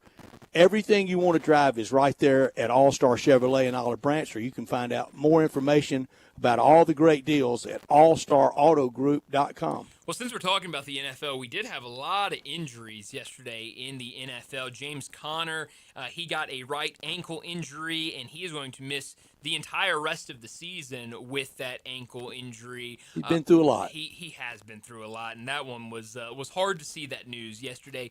Giants running back Tyrone Tracy, he suffered a dislocated shoulder yesterday, is expected to miss some time. We learned Najee Harris, a lot of video going around yesterday of his injury. A lot of people believing it was an Achilles injury, and today we have learned that it was a torn Achilles for Najee Harris. So his season is over, and he could be done. Oh yeah, no, that was it's been a really rough start to the season for him, and that obviously ending his season really, really bad. And then, before I talk about this last one, I do want to thank both of y'all, because we have not even talked about the Dallas Cowboys today, and I really appreciate that from both of y'all, because it was bad yesterday, and I did not have a good time watching the Cowboys game yesterday. But Jerry looks great in the Dr. Pepper ads. He looks great in the Dr. Pepper ad, and they love. And that's all that really matters, isn't it? They love throwing it up to him to show him in his box. So that's all fine and dandy. The team looks awful, and now CeeDee Lamb, who left the game yesterday, is now expected to miss this week and could miss next week, because they're saying they're going to see how he progresses over the next 10 to 14 days. The Cowboy defense Really can make bad. you look great. Brett, I decided watching the Bears, and I might have missed my opportunity, I just decided that every week going forward, I'm just going to take the other team's total over and probably like passing yards over and just like everything against the Cowboys, because this defense looks atrocious right now. Russell Wilson's last great game will be the one against the Cowboys. I mean, they made Russell Wilson look like an MVP candidate, and then last night, Russell Wilson couldn't get anything going. You think Jackson Dart will be in there this week for the Giants? Brett, Getting close. I don't know. I think we're getting close, but I really thought last night when the Giants got the ball with about 2 minutes left in the game, no way they're coming back. No way it's even a game. The game's over. We'd seen multiple backups in that exact same spot come in, and they decided to leave Russell Wilson out there. I was a little surprised. I thought we would see a little bit of a run for Jackson Dart. But, yeah, it's not looking good in New York for Russell Wilson. Giants at home against the Chargers. Yeah. We got a Dublin game. Look at all the early actions. We got Ryder Cup and NFL on Sunday morning early. Sure do. Wait, who's the Ireland game again? I forgot who it is. Vikings and Steelers. That's exactly right. Yeah, Steelers in rematch Ireland. of a Super Bowl down in New Orleans. Right, yeah. 16-6 Steelers. Wow. So maybe they'll do the same in Ireland. Game started 2-zip. Did it really? Yeah. I would love if Sunday we started 2-zip. That would be great. But no, it was a wild weekend in the NFL. I mean, the blocked field goals we had and the defensive touchdowns and special team touchdowns. It was a Quinshon Judkins got in the end zone. Quinshon Judkins, that was really fun over the weekend. So yeah, it was. And then again, I still can't get over. I still don't even know if I believe that the Panthers actually looked like what they looked like yesterday against the Falcons. That was and boy, Quinshon's last name gets them. They're wanting to say Judson. Yeah, no, it's Judkins, Judkins, very phonetic. Yeah, that's right.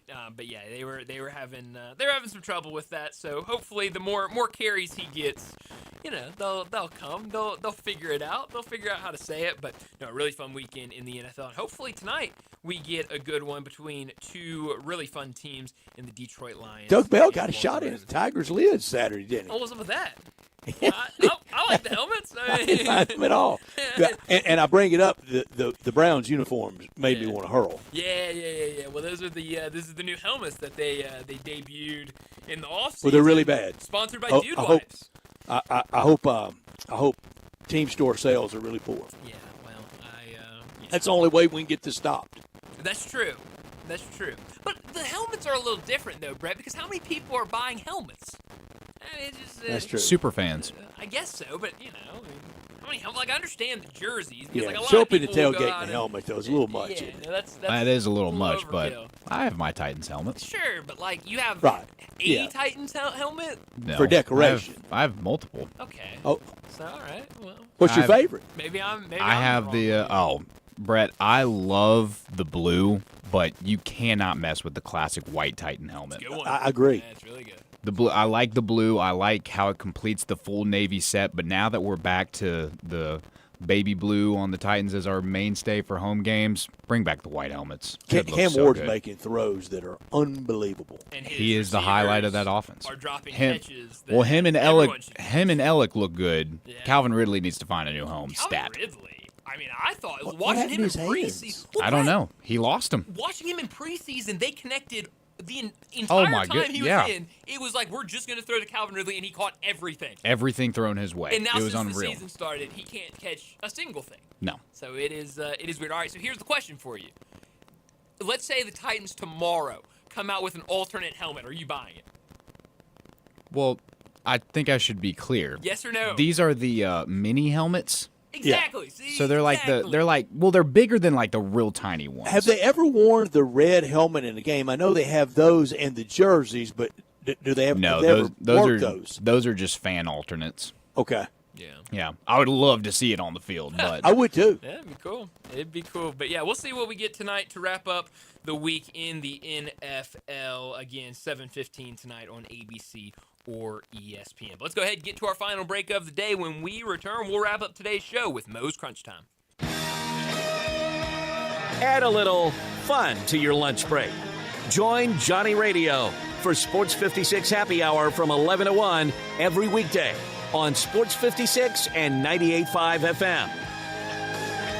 Hey, everybody out there. Walker Taylor with Germantown and Collierville Commissary. Football season is upon us. Nothing better for your next tailgate party than a barbecue buffet spread provided by the Germantown or Collierville Commissary. Catering, self-serve or full, is a specialty of ours. No party too small, no party too large. You can check out our pricing and the items we feature at commissarybbq.com. Holidays will be upon us soon. At our Collierville location, we have a party room for 30 up to 100, perfect for family, business, or church functions. We also have a patio at the Collierville location, perfect in the fall for enjoying football and eating barbecue. Monday through Friday at the Collierville location, we also offer an all-you-can-eat buffet featuring barbecue pulled pork, ribs, fried chicken, and catfish. Each location also offers a $10.95 lunch special, a sandwich, a side, and a drink. Please come visit us at the original in Germantown by the railroad tracks or our new location in Collierville at Houston Levy and Poplar. And as always, go Tigers go. Family Leisure doesn't do anything small. It's always got to be big, just like the world's biggest spa sale. Happening right now at Family Leisure. Check this out. You can get spas starting under $3,000. Spas and even swim spas, they're up to 30% off. Floor model spas have even bigger special prices. Cold plunges are all the trend right now. Take the plunge starting under $5,000.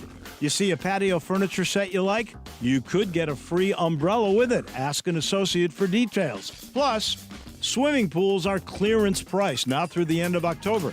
Get yours before the prices increase. That is with any big sale. Special financing, it's available. The only thing small during the world's biggest spa sale at Family Leisure are the prices. Family Leisure, Whitten Road at I-40, where family and fun come together. Looking for a new ride for less than $5 a day? We got it at Gossett Kia on the Pike, and they're all equipped with Kia's 10-year, 100,000-mile powertrain limited warranty. 2025 Kia K4 LX, $145 a month, 39 MPG highway. 2026 Kia K5 LXS, $230 a month. And 2025 Kia Telluride LX front-wheel drive, $298 a month. All $49.99 due at signing, 24-month lease. Plus, we got it the all-new 2026 EV9, 72 months available, and rates as low as 0.00. Ask for Bobby J. He'll put you in a new Kia today. Gossett Kia, 1900 Covington Pike, or online KiaCovingtonPike.com. If you want it, we got it at Gossett Motor Cars. 650 acquisition fee. K4LX SE 183 3119 MSRP 24440. K5LX ST 54 13744 MSRP 28750. Telluride SG 689 239 MSRP 38255. Includes all rebates and incentives. Must finance through KFA. Excludes tax title and license with approved credit. Dealer stock only. See dealer for complete details. Offer valid through 10/2/2025. Drivers who switch and save with Progressive could save hundreds. With that kind of money, you could go big time. The next time you're out to dinner with friends, you can order the shrimp cocktail for the table. And maybe you'll realize it only comes with 4 shrimp after you've already given away 3, but that one shrimp will be so good. And if you switch and save hundreds, you could get shrimp all the time. Switch to Progressive and you could save big time. For shrimp. Progressive Casualty Insurance Company and affiliates, not available in all states. Potential savings will vary. Crunch Time is brought to you by Moe's Southwest Grill. Need a crunchy bite to eat? Head to Moe's for nachos, crunch wraps, tacos, salads, and more. Moe's.com is your go-to for all your taco crunch time emergencies. Now, back to Sports Time on Sports 56 and 98.5 FM. This hour brought to you by Jaguar Land Rover Bluff City. Here once again are Brett Norsworthy and Bryant Dacus.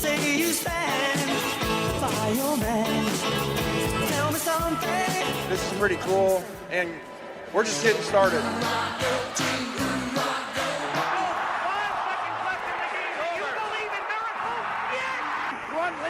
Spanning the globe.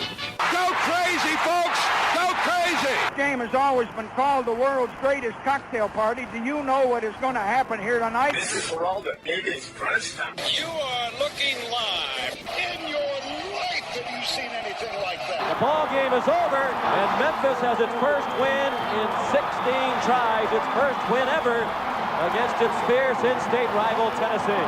Goodbye! It's obviously Crunch Time.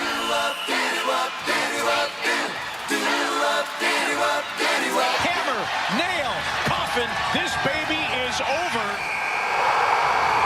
Crunch Time is brought to you by Moe's Southwest Grill. Need catering? Moe's Taco Truck is always ready to cater for you. Just give Jenny Nash a call at 901-606-3172. Moe's.com is your go-to for all your taco crunch time emergencies. Well, Brett, what I learned today is that it's been a tough start to the season for the Tennessee Titans. We talked a little bit about them at the end of our last segment, but 0-3 start, and it was a 41-20 loss yesterday against the Colts. After the game, Michael Pittman Jr., the receiver for the Colts, was talking about the game, and this is what he had to say about the Tennessee Titans. Quote, saw it on the pregame intros. They kind of looked a little sluggish. They were kind of walking around. Nobody was really bouncing. Right then and there, we all sat there and were like, they don't want to play today. So even the opposing teams are seeing this team is not ready to go.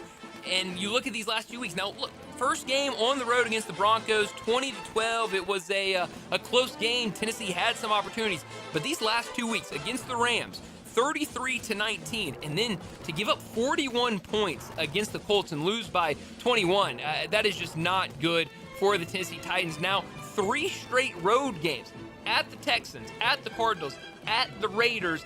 I think they could win a game out of those 3, but the way they've started the season, the way they've been playing, it's just hard to guarantee any wins at this point.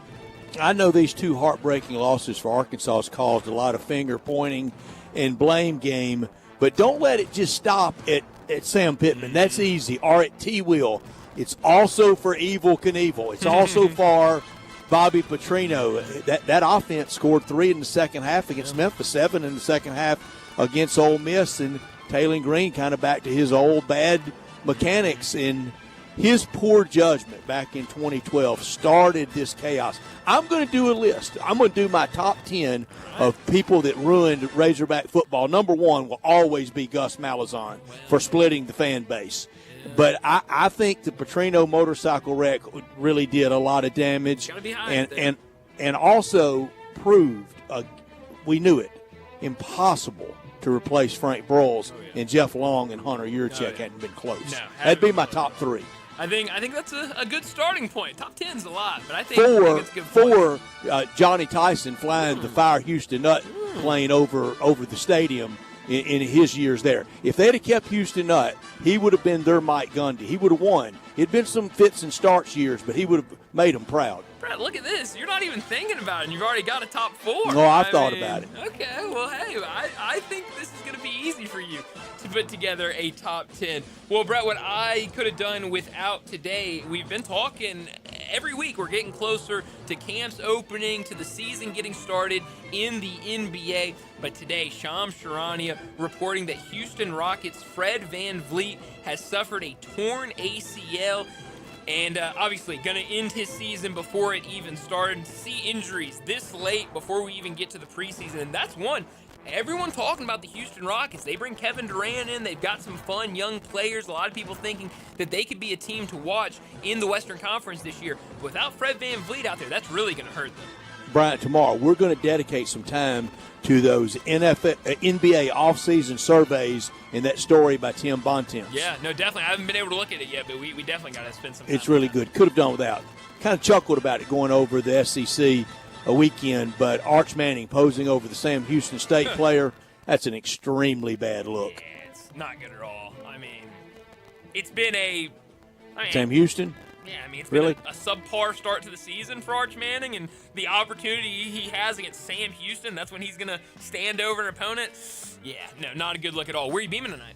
Baltimore for Ravens and Lions. Many people predicting this could be Super Bowl 60. Yeah. But before it's Super Bowl LX, let's have this game tonight. 6-1 Baltimore all-time over Detroit. They last met in 2023. Yeah, you got to beam this game. It's going to be a lot of fun. Monday Night Football against two, I think, really good teams. Brett, only 3 Major League Baseball games tonight. That's it, but live from the Ryder Cup on Golf Channel. Wow, we're there, Ryder Cup week. How about that? But it should be a fun night. A lot of football to watch tonight with Monday Night Football, but we do have the 3 Major League Baseball games live from at the Ryder Cup. Will be fun to watch as well. But that's all the time we have. Enjoy the rest of your night. We'll talk to you again tomorrow afternoon.